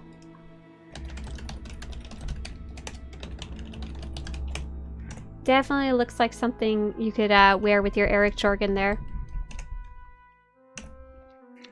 And you've got a bunch of different mix and match pieces. I'd love to take a look at some of those. So this is the green efficiency scanner. It's funny, on my screen I couldn't tell if it was green or blue. And I really like it because you've got such a colorful hairstyle, and it gives that small pop of color. And then the whole rest of your outfit is going to be perfect for those cool swamps. And this is the Citadel Bolt Blasters MK2 body armor. I think you've actually got like the old school version, right? This is like the actual endgame armor version. Oh, or maybe it's from Ziost? I think there's a couple different versions you can get of it. Probably the easiest is through Ziost. You earn Ziost reputation, and then you can go buy this from the vendor. It was kind of meant to be endgame armor, but I don't know if anyone actually used it back in the day.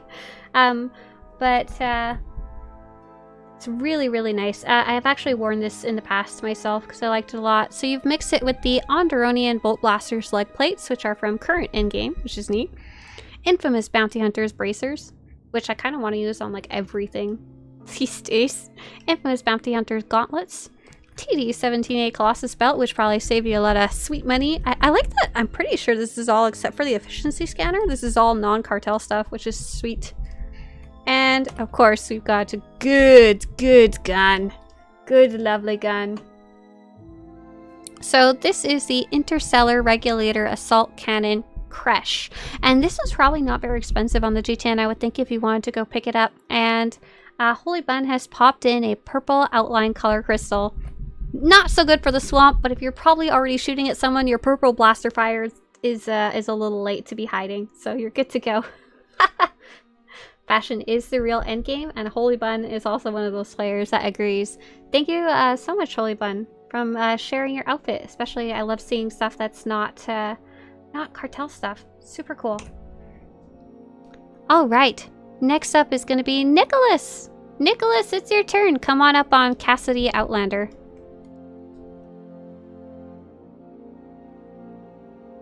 Come on up on the stage, Nicholas.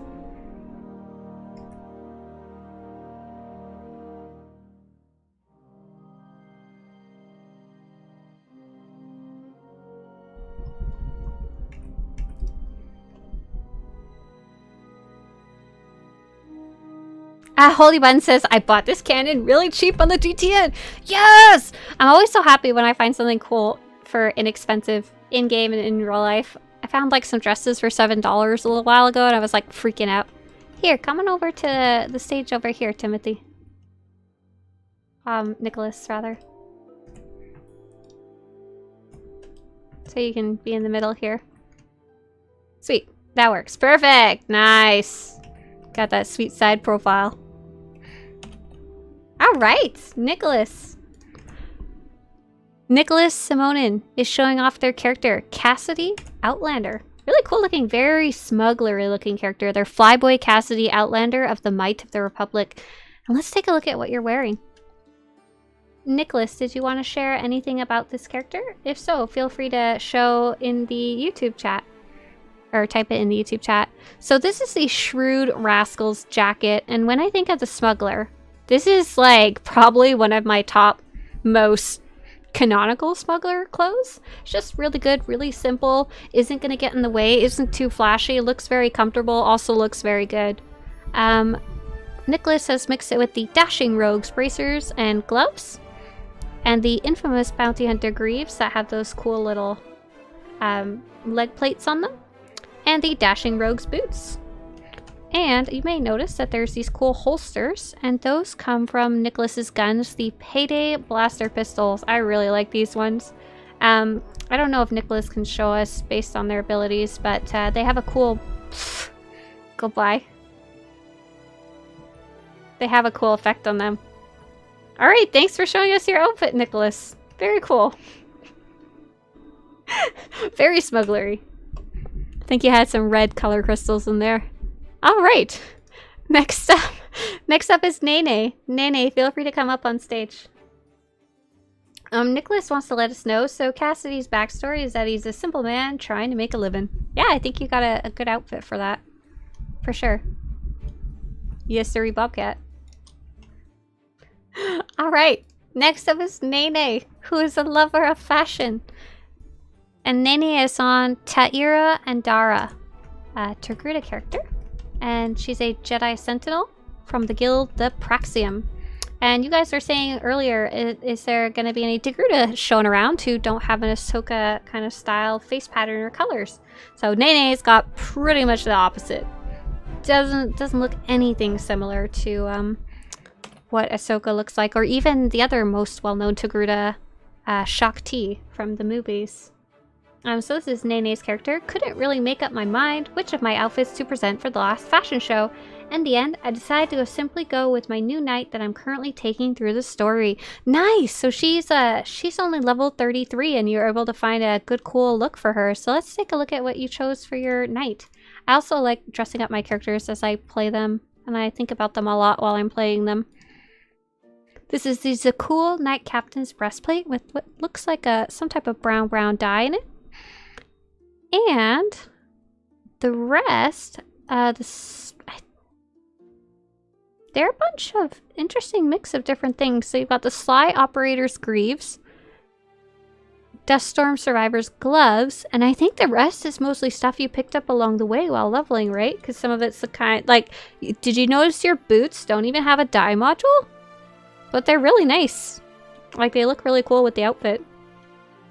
And then I'll also show you the Togruta a little closer up here. Very, very pale in coloring and has the cool kind of metallic headgear jewelry as well.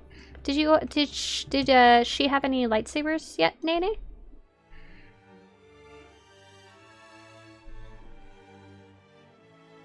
Nice, not bad. They're a little mishmash at this point, huh? But, oh, you've got some cool ones actually already. You've got Retribution Exposed Lightsaber with the Farmhand Blue Color Crystal. And you know I love me my crystals. Look at this. Look at this. You can see the crystal spinning around in the center of the lightsaber. Y'all watching on your phone. I'm watching on my phone and even I can see it. It's that cool. Oh my good. Kingston, you got some ease there in chat. And you've got, on your other hand, the Defiant Technographer's lightsaber, which is just a nice kind of very robotic looking lightsaber, I guess you could say. Very cool, Nene. Thank you for bringing along your knight for the final countdown. Next up is going to be Odessa, who belongs to Jashlop. So I see a couple of you are coming in late and are asking about the final fashion show. So the weekly fashion shows were not working very well with my schedule, and more importantly, there's a lot of bugs in the game that slowed things down and made things frustrating that I didn't know about before I started, and make it take like 2-3 times as long as I would like it to. So we'll do a fashion show in the future. It'll just be for special occasions only, not every week. Alright, let's take a look at Jashlop's character, Odessa the Vicious, Bringer of War. Dang, this is a scary looking character. He's like Darth Malgus, but you know he's gonna kill you when you're not looking. Or Darth Malgus is just gonna stab you right in the face. Did you want to share anything about this character in chat, Jashlop? If so, I'd love to hear what you have to say about him, because he's got a lot going on. So this is a very, very dark outfit. And what's funny is this is a Jedi Sentinel. Like, really? Jedi. Darth Malgus has a little brother. So this is the Sith Recluse breastplate, which is the one we saw earlier that has the little robot come out when you draw your weapon. The Ravager's Rebreather, one of the many Rebreathers in the game. There's quite a few different ones. There's the Sith Recluse bracers, which we can't see. Unidentified gauntlet, which means it was something picked up along the way. Sith Recluse belt. Distinguished Warden's greaves. Ooh, I love that. To go with the matte black of the Sith Recluse top. And the Havoc Squad officer's boots. Same thing, really nice with that color matching. You wouldn't think they go together at all, but once they've got the color match lock on, good stuff. Jashlop says, I have a backstory, but it was too long for YouTube chat. I'm sorry, yeah, it doesn't even, I don't even think it's as long as Twitter that you can post in chat. Did you want to just show us your weapons? Yeah, there you go. That's some good stuff right there. And the weapons are the Defiant Technographer's Shotos, which are the same lightsaber actually as Nene had in one of her, that that took root as hands, except these ones are like the short version. Sometimes in the old games, the Knights of the Old Republic, you would have one longer offhand and then a shorter one in... Sorry, one long one in your main hand and a short one in your offhand, and that was for more balanced fighting. But you can also use two Shotos as like a unique fighting style, short and very close up. Very cool. Thank you for sharing that. Sorry, Josh Lop, you weren't able to share the whole story about why exactly your Jedi Sentinel looks so terrifying. As Elliot puts it, "Ah, Jedi Master, you come to save us. Oh my god! Run away! He's got to kill us all!" Alright. I think that's it, Republic side. And I think I'm going to switch over to Imperial side now. So, Kara! I turned and I've got Jawa Love and Jawa Mum in the background. Hi. Hi. Hi, Kara. Bye, Kara. Why is this a final fashion show? It wasn't working very great with my schedule. But there was a lot of bugs in game that was also slowing it way down, making it take like 2-3 times longer than I was hoping it would, making it more frustrating than I thought it would be. We will do them occasionally, but only for special occasions. Like we'll probably do one when we hit 200,000 subscribers.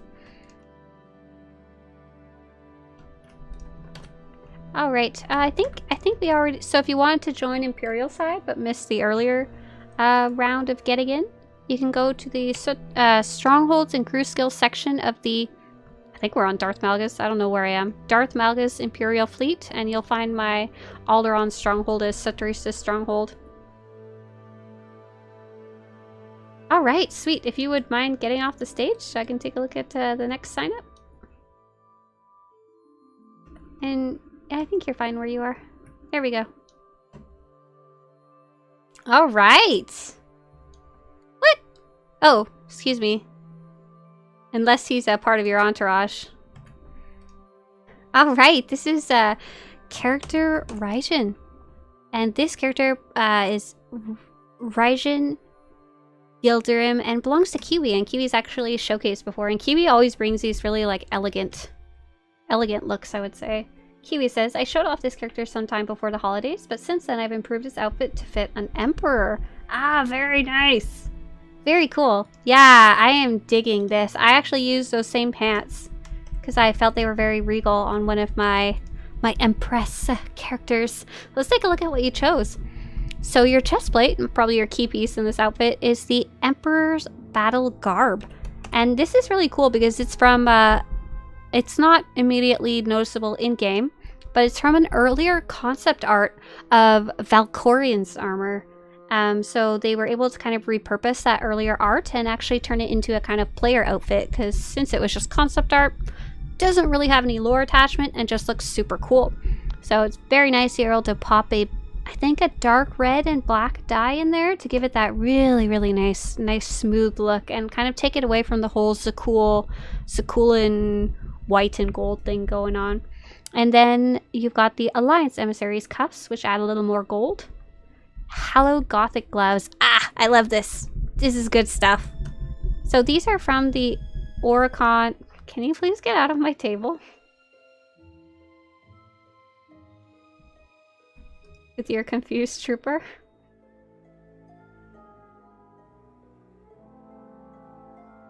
Here you go. That'll be a little easier. Sorry. Very, very cool gloves because they come from the Oricon Reputation vendor, and they dyed. They look like they dyed really nicely, and they've got the gold trimming on them, and I like that they have the kind of scales, I guess you could say. They have the multiple layers. Oh, I'm sorry. I'll stop bouncing my legs. That's so funny. I can't imagine that you guys can hear that. And the pants. The pants I love. These are the Revanite Avengers Greaves. Let's see if I'll be able to unban you in a second. Revanite Avengers Greaves. And they come with the gold trim as well. And Dexton's belt. Once again, the beautiful gold. And I can't zoom in close enough to show you, but they have this really cool kind of almost floral pattern. It's just really, really intricate. And lastly, genteel dress shoes. Hey, look, more gold. Nice. So, it's very clear what Kiwi was going for this sweet, sweet character. And we'll take a little look at his face. He's also got the brandings that the Sith Inquisitor can have. Yeah, because you're a Sith Sorcerer. That I think is really cool. Because I think in-game, canonically, they're mostly supposed to be like Sith Inquisitor slave brands. And then you've worked your way all the way up to being Emperor. That's like a super cool kind of visual storytelling when matched with your armor. Thanks, Kiwi. Is there anything else you wanted to share? Okay, we'll get 4. Oh, you gotta do some sweet lightning. Nice! I got an awesome screenshot while you were doing that. Get you unbanned. There you go. You should be able to re-enter the stronghold now. Oh, but I'm Imperial side, so I can't invite you. I'm sorry. How do you take out weapons? Press your Z key on your keyboard. So next up, we're gonna have Trag on Vogum, who knows exactly what's up. Oh, this is sweet. This is nice. Vogum. I'm trying to remember. We saw an outfit kind of similar to this, and it was a spy versus spy outfit last time. But I don't think that was you. This is not the same outfit for sure. Got all kinds of sweet cybernetics here. Vogum says Trag's background can be described in 2 words. High ground. Let's take a look at some of those pieces. I don't know. I'm gonna have to get like a levitating desk or something. I don't know. I don't know what to do about that. This is the Devious Outlaw's headgear. Sadly, this one can't really be obtained anymore. It's super cool. I love it. It's very scary looking, kind of plague doctor, kind of smuggler, kind of toxic gas mask. But you can sometimes find it on the GTN if a player is selling it from before. This is the Frenzied Warrior's breastplate. I really like that set in general. It's very simple. Reaver's gauntlets. Series 917 cybernetic support belt. And I assume part of that high ground is getting the high ground with your legs too. Series 614 cybernetic legs. And Series 512 cybernetic feet. And what's cool is with the chest piece being black, the whole set of cybernetics kind of color matches to a dark kind of gunmetal black. I like that a lot. Very, very cool, Vogum. High ground. And before you go, I wanted to take a look at... Oh, you're using that cool... I don't see very many people using this weapon tuning, but I really like it. So this weapon is going to be the Firestorm HC77 blaster. I know you can't see it, but it's got a charred orange color crystal in it. And the tuning is the weapon strap tuning. And what's cool is the strap isn't naturally part of the weapon. This is something that Vogum chose to add to the weapon in place of a really flashy tuning. I love this one because it goes super well for a character that doesn't want a bunch of sparkles on their weapon or jet flames or whatever, but still adds some personality. It's great for like the smuggler or the agent, bounty hunter, or maybe even a Jedi who's not all in tune with the Force and all that. Very cool. I dig it. Stylesy says, if Cad Bane was female and went a bit more cybernetic. Yeah. Very nice. Thank you for sharing that. Alright, next up is going to be Raziel, whose character is Lydia.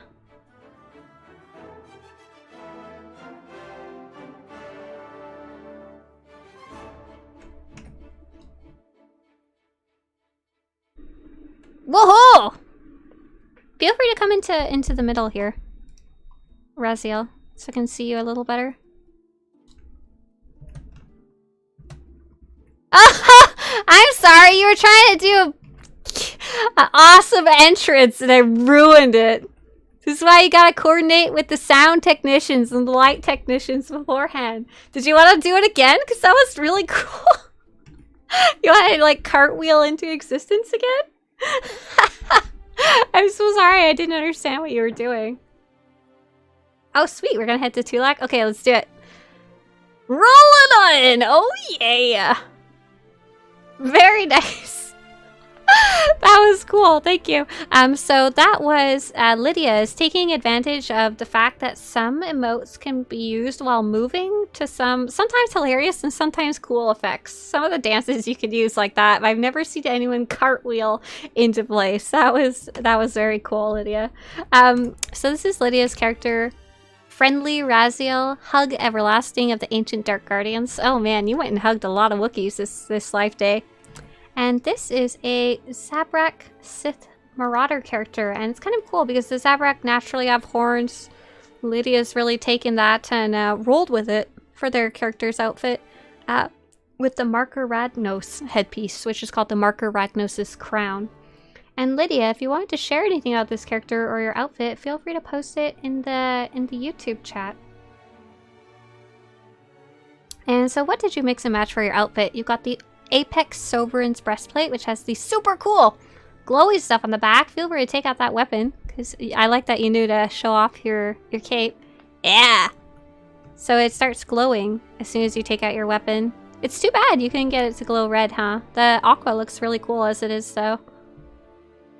And then you've got the Balanced Combatants Van Braces and Shin Guard. These are actually similar to... Whoa, look at those sabers. I didn't see those earlier. The legs, the boots and gloves, they're kind of similar to Darth Sion's set, but these purple set I think is a lot less expensive, so very nice way to save some money if you like that kind of texture.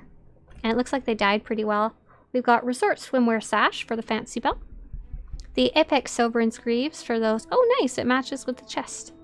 Oh, that's because they're actually the same set. That makes sense.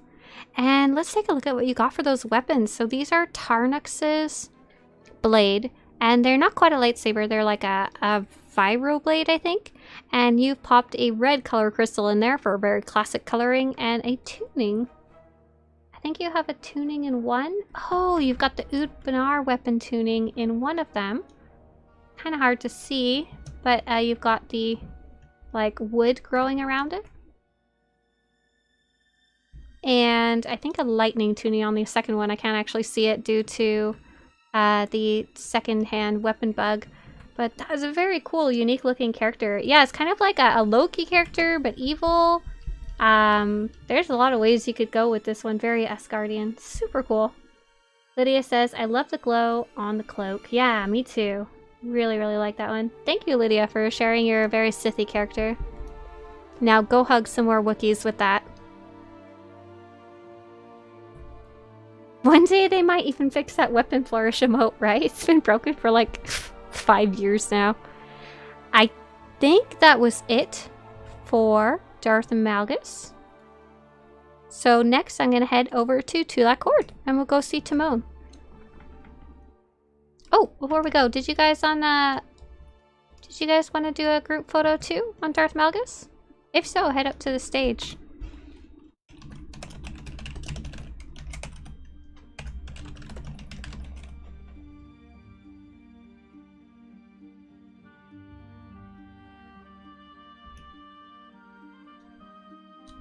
Take a little photo of you. Yeah, I know there's not very many, well, some of these you can get as a free-to-play character. A lot of people like to show off the really expensive ones, but as long as it's something under 1 million credits, it's something that a free-to-play player can get, especially once they reach like level 60. Very nice. Alright, now it's time for me to go to Tulak Horde. But I will be likely circling back around, so it's not too late to sign up. Not too late at all. Let me see if I already have any to circle back to. So, no new signups on Starforge or Satil. We just finished Darth Malgus. So if no one else needs to sign up, Timon will be the last one. So if anyone else was planning to sign up by supporting, let me know in chat so I make sure I don't miss you. And I'm gonna go to Tulak for Timon Walter's character.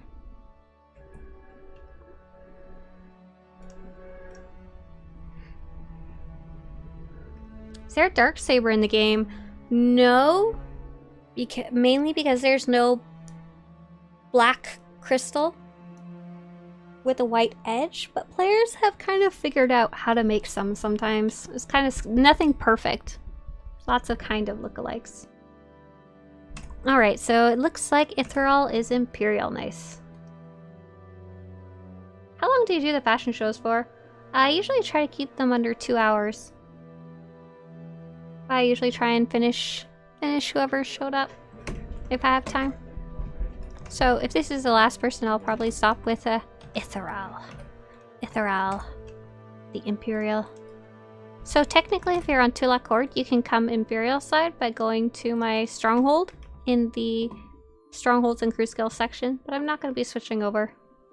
What's the most populated server, Fareed wants to know. So there's, if you're in Europe, you'll probably want to go to Darth Malgus. If you're in North America, there's Starforged and Satil Shan. Both are okay. Starforged seems to have a little more.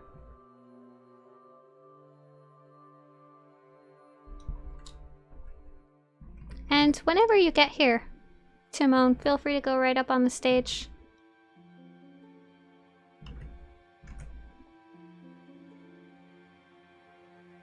Oh, sweet. I see Rabid and Amplify are signing up for Starforged, so I'll be looping back for sure.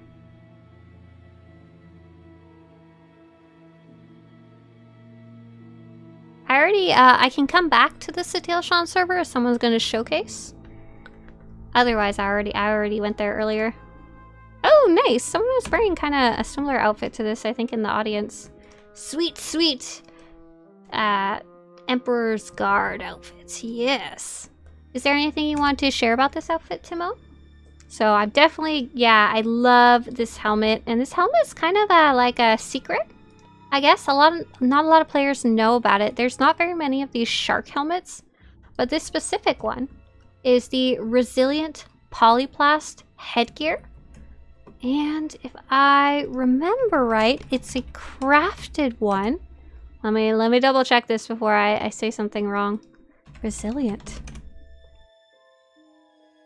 Yeah, so it's a synth weaving schematic for level 400 and up, and it only takes a level 50 character and up to wear it. So this is like one of those ones that's totally free to play. Like, you can totally get a hold of it, easily free to play. You can either craft it yourself or probably buy it.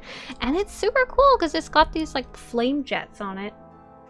Timon says, ah, sweet, we got some backstory. Let me take a sip of water.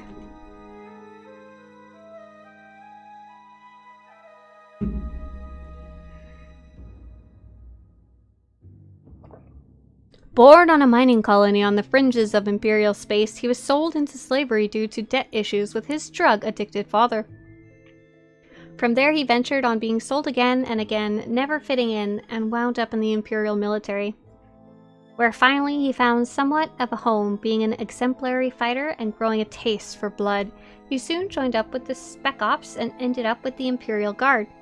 Training in one of their facilities, his force powers, hidden previously due to his obscure origin, were discovered and honed by one of his trainers. Being encouraged to fight his way through the ranks, his force powers were refined to the point where he killed his mentor, one of the old trainers that turned soldiers into legends. Equipped with his former teacher's lightsaber, he took up the name Ethereal and cemented his place in the Guard even further. Yet ever since he was brought before the Emperor to be bound to him, he suffers from being a bit screwy. Man, you had such a good bio! You need a better ending for that, a bit screwy. Sums it up well though, yeah. Fusing in any way with the Emperor's mind does tend to mess you up just a little bit. This is super cool. I dig the name Darth Ethereal. It reminds me a lot of Darth Ikaral. I think he's the one from Red Reaper. And this is the Resilient Polyplast armor set, and I'm going to post that in chat if you wanted to try crafting this helmet for yourself. And what's cool is this is the Force Sentinel vest. Yeah, Sentinel, that's funny. It's one of the old ones that only a few classes can wear, but apparently Sith Warrior is one of them. And what's neat is, once again, that's a crafted one, but I'm pretty sure... Oh, maybe not. I'm not sure where that's from. Do you happen to remember where you picked that up? I know there's a bunch of different versions you can craft using synth weaving that are kind of similar. And you've put a red dye in there, which is super nice because it carries into the helmet and flips it colors. So we've got the Venerated Mystic's Cuffs for Sentinel Gloves, which you can get from the Imperial Planetary Vendors. I think that one's from Quesh? Yeah. And the just a belt you picked up along the way, as well as the legs and Sith Archon's boots. Probably something you picked up along the way as well. This is super nice. Like, we're talking about many of these outfits are super expensive cartel market ones. This one is not. This is just a super good mixing and matching. Probably the most expensive thing was that red dye. Might have cost you a little bit, and that's it. Very cool. Thank you so much for sharing your Imperial Guard outfit. The dye though, right? I'm not sure exactly which dye it is. It's impossible for me to check in-game on outfits, unfortunately. Let's see if I can find it in my database. Oh, I bet you it's dark red and light red, or it could be the Honor Guard red dye. There's a couple other things it could be too, I think. Either way, here is a ton of red dyes if you ever want to do something cool and similar. Okay, let's see. Yeah, that was Tulak Horde. So... let's see. Oh, I see Alex signed up last minute. Nice. Perfect timing, Alex. Let's get you invited to the Stronghold.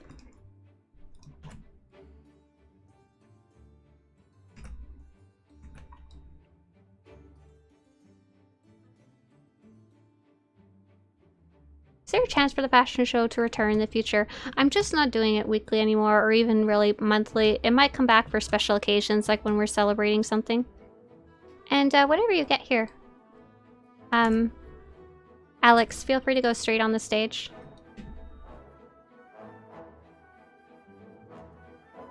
I think black dyes might even be more expensive now. Luckily, there's the black silver dye, or maybe it's called black gray, sorry, that you can get through crafting. That's gonna save you a lot of money if you don't mind sacrificing a little of your black color. How much cartel coins is that outfit worth? I doubt they even spent cartel coins on it. Most of it was crafted. So they either crafted it themselves, or they got it with credits from another crafter, or they picked some of it. It looked like they just picked up on the ground while playing. And then the dye is the only thing that I think you could have really gotten from the cartel market, and that was, I think it's only like 240 cartel coins. It wasn't even like crazy expensive or anything. Probably could find an alternative on the GTN too. Alright, let's take a look at Darth Zera, the mysterious stranger. Oh, very nice, Alex. You've got a really cool mix of lore items on right here. So the Darth Nihilus mask is from Knights of the Old Republic 2, but for whatever reason, they never released any type of robes specifically to go with it. So players kind of have to make up their own what they think should go with it. Some try and make like just some plain black robes like he has in the old video game, while others go for something a little more creative with the black and the red. So let us take a look what Zera is wearing, Darth Zera. So I see that Alex has really gone lore heavy and with the blacks and the reds. So first off, we've got Sozin robes, wrists, hands, and belt. And Sozin is also a very lore-heavy character. She's not quite from the same timeline, but they're both Old Republic characters, so I think that's really cool. And Zozin's robes have a black-red dye in them, which is cool because they are only accepting one color, the black, but then the red's actually carrying over to everything else properly. It makes it look really nice with the kind of fabric of the helmet. And then next up is Revan Reborn's Greaves. Once again, a very lore-heavy character. I'm sure you may have heard of Revan before, and these are the boots that go with it too. And those are nice because once again, they're very much fabric. And the red stripe kind of carries down. Very cool. Alex has some story to share. Alex, if you want, feel free to take out your weapon as well.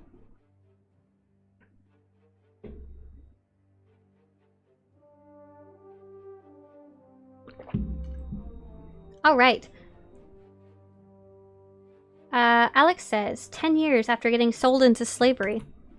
Zara showed significant force powers and was sent to Korriban. She became one of the most cruel and dark Sith Lords of her era. Didn't have more time for thinking about backstory. No, that's great! That's perfect. And one of the reasons we see a lot of backstories that are a bit similar is because the Sith Inquisitor story, unlike a lot of the other stories, it says very specifically when you're a Sith Inquisitor, when you start off at level 1, that you were a slave. They don't give you a lot of details. They just say this is where you came from at one point. You rose from nothing. From the dirt was your privilege. Very, very cool. And last thing we'll look at is your lightsaber. Once again, hello lore. This is Satele Shan's dual saber that you see in one of the original trailers for the game. How a Sith assassin got it, we will never know.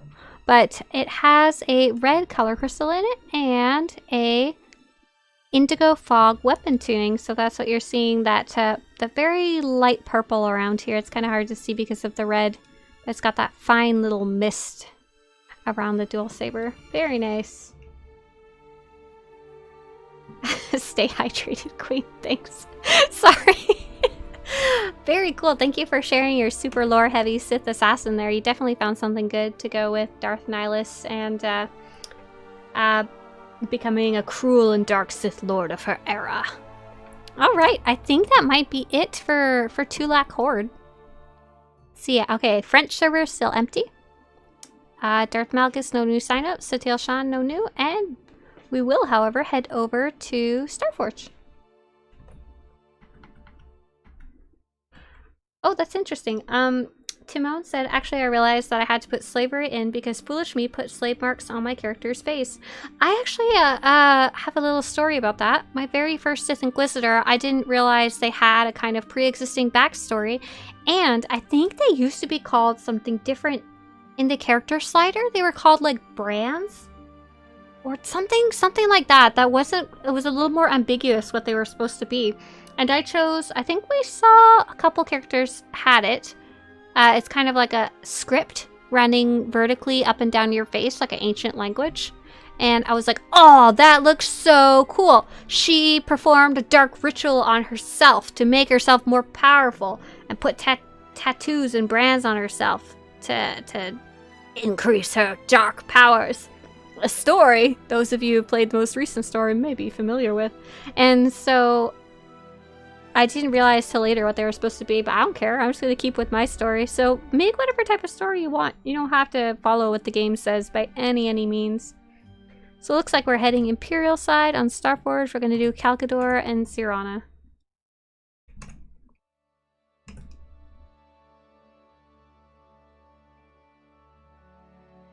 Oh, nice, Alex. Alex says, the only tuning I have, that's why my agent from last week had that tuning on her sniper rifle. Yeah, even if you only have one, that indigo fog one's so pretty. You can use it for so many things. The only problem is it doesn't change color very well, does it? So if you wanted to make like a green outfit, it's not going to work very well. Okay, let's get our two Starforge latecomers, Caldecor and Zirana, invited. So Caldecor, as soon as you get here, come right up on the stage. How do I join? So if you want to join to watch, we've mostly gone through everything, so we're pretty much done with the audience. If you want to showcase, you just have to be supporting the Swtorista project in one way or another.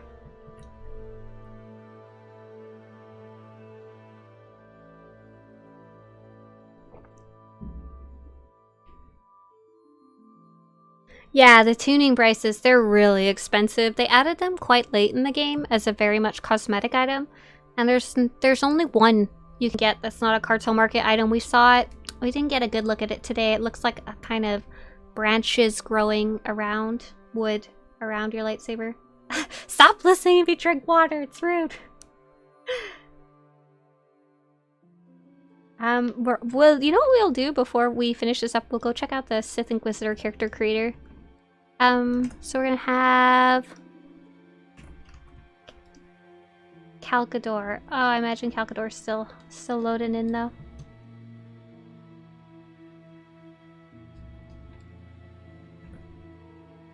Sweet, sweet, sweet. All right. Oh, this is nice. I like this. I'm glad you did a late sign up. All right. Take my kidney while you're at it.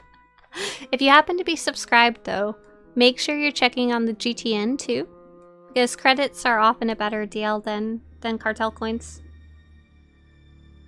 Alright, so this is... Why am I inspecting myself? Hang on. This is Caldecor, who belongs to Amplify. Darth, Caldecor, Bringer of War. Rest in Peace Guild. Alright, let's take a look at what you're wearing, because this is a bunch of cool stuff that I love. So first off, the main piece is the chest piece, and hang on. Let's see. Do I have my other outfit showing right now? This is one of my favorite outfit concepts in the game, I guess you could say. Oh, I don't have it on right now. Well, I've got another similar one here. But the one you're wearing specifically is War Hero, and you're wearing a quite old one, which I'm sure you know. But I think you're wearing the crafted version, which is super cool because it's something that players can still get, but they kind of have to earn. So this is the War Hero Stalker's Robe. It changes appearance when you're Republic side, so you can only get this Imperial side. This is the rated version, and it does not require any Valor, which is super nice. So if you can find someone to craft this for you, you can wear it as long as you're like level 50 or higher. And Amplify has popped in a red and black dye here. Super nice. What I'm excited about is that they've mixed and matched it with a bunch of different pieces, because this set by itself is already really cool, like if you had all the matching pieces. But they have mixed it with the Remnant Underworld Inquisitor's headgear, which has the red glow in the eyes that you can't change. But since it's already red outfit, it's like perfect. The dyes go with it. It's normally like a purple helmet. That one's from doing heroics at level 61 or higher and turning in those boxes. Furious Gladiator's bracelets, which I don't think you can see. Pristine Battle Mines gloves. And I think these are one of the ones that you just kind of pick up along the way. What's cool is that they look like Dreadguard. No, Dread Seed type of aesthetic, I guess you could say. I think I picked up a similar pair when I was doing the Secret Dread quest actually earlier. The Relaxed Jumpsuit Belt. Malgus Reborn Greaves. Oh, sweet. And B300 Cybernetic Boots. So you've got some little robot toes there too. Trying to see, Amplify. Oh, Amplify. Was there anything you wanted to share about this outfit or this character other than super awesome looking Sith Lord? And did you want to show your lightsaber?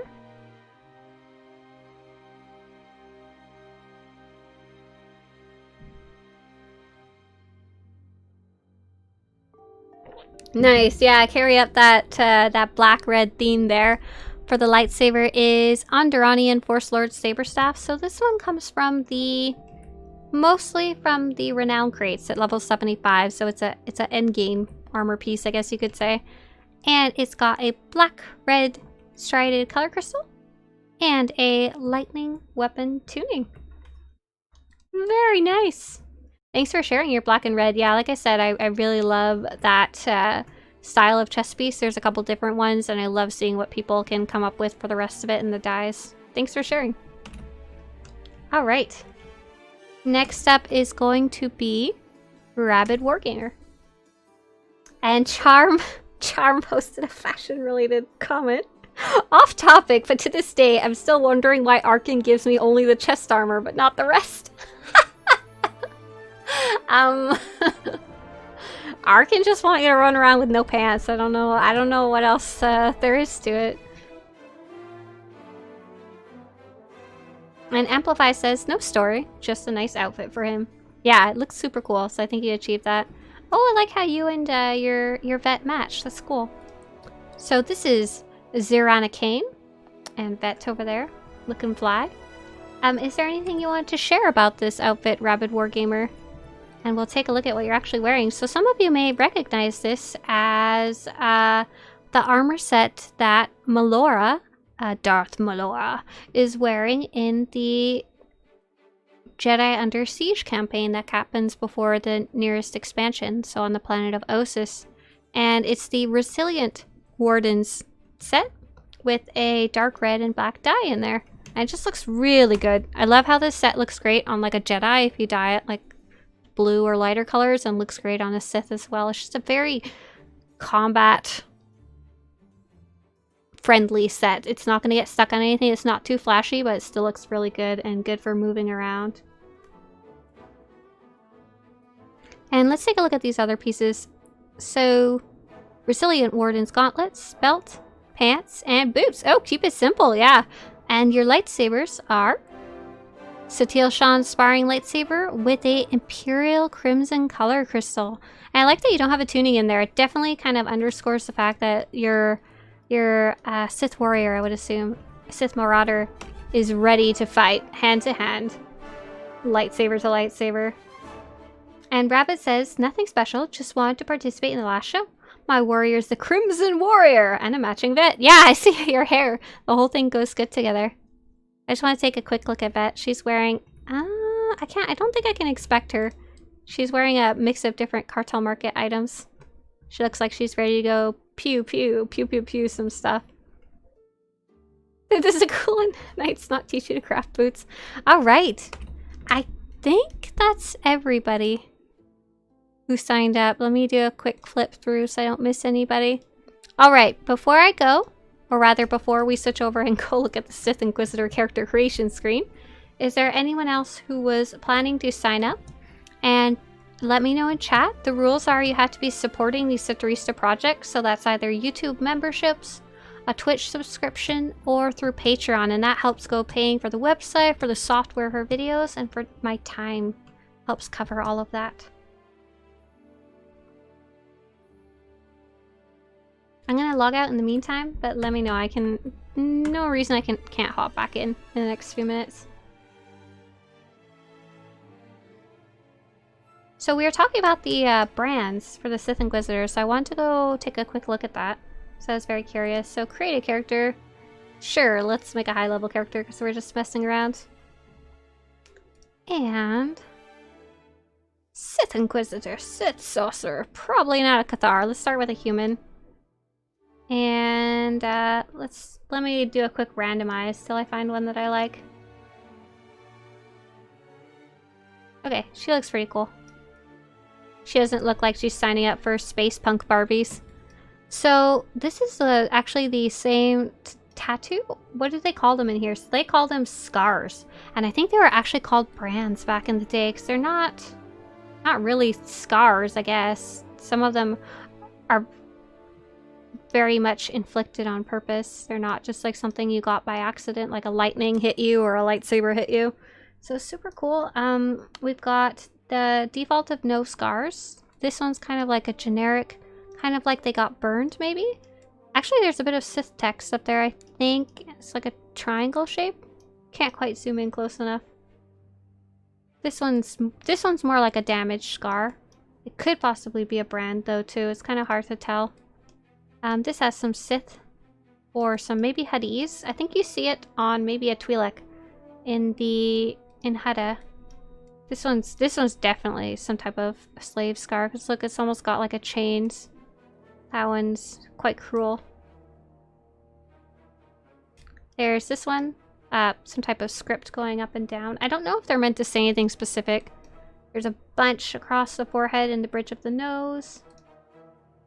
Kind of some type of, I don't know, Sith something. Something scary. This one's a little more subtle. It goes down the face, or down the mouth and the neck. Yeah, some of them look like slave markers or brands, and some of them look like Sith ritual stuff. I absolutely agree. So I think you're, like this one looks like, this one's really cool looking. Like it almost looks like something you would choose to do to yourself, like a tattoo. Well, of course, you can really, here's a scar. This one's like someone messed you up big time. This one's someone cut you across the face with a knife. This one's like maybe burn scars or like shrapnel maybe? I'm not sure. This one's just on the other side. Yeah, so you can kind of choose, I think, what you want them to mean for your own personal backstory. Scarring is usually done with cutting, branding is usually done with heat, says Paradox. And I think that's, I assume most of the ones that have a design are probably closer to some type of heat or something. So yeah. Really do if you want to use these at all, take the chance to explore what they mean to your character. I think a lot of people kind of embrace them as something visual to have overcome. When you look at your character, you may not be able to see they had a very difficult background to overcome, but those brands are something very visual. Very cool. Thank you so much for coming along for the last fashion show. I hope you enjoyed it. This will be the last weekly fashion show. We may do fashion shows in the future, but they'll just be kind of random or be more likely for special occasions, and I'll announce them long beforehand. And when I eventually post these will be on Swtorista.com. I'm very slow to post them. And thank you guys so much for supporting this project. I really, really appreciate it. It goes a long way towards being able to work on these instead of having to dip into my own funds, so I can just focus on making stuff. Alright! Thank you guys so much. I hope you guys have a great day. I'm gonna go take a nap. Go drink some honey tea. Bye! See you guys later. Ah! Last minute! Thank you very much, the good old games. Have a great day. See you later, guys. Bye! Thank you so much. See ya. Bye! And we'll of course, I'm streaming, just so you know, this isn't the end of streaming by any means. I stream pretty much every weekday morning on Twitch. If you don't know what that is, it's pretty much the same thing as YouTube, except it focuses on live streams only, mostly for video gaming. And then we'll still be most Mondays playing Jayhawk whenever I'm available. Alright, bye guys, see you later.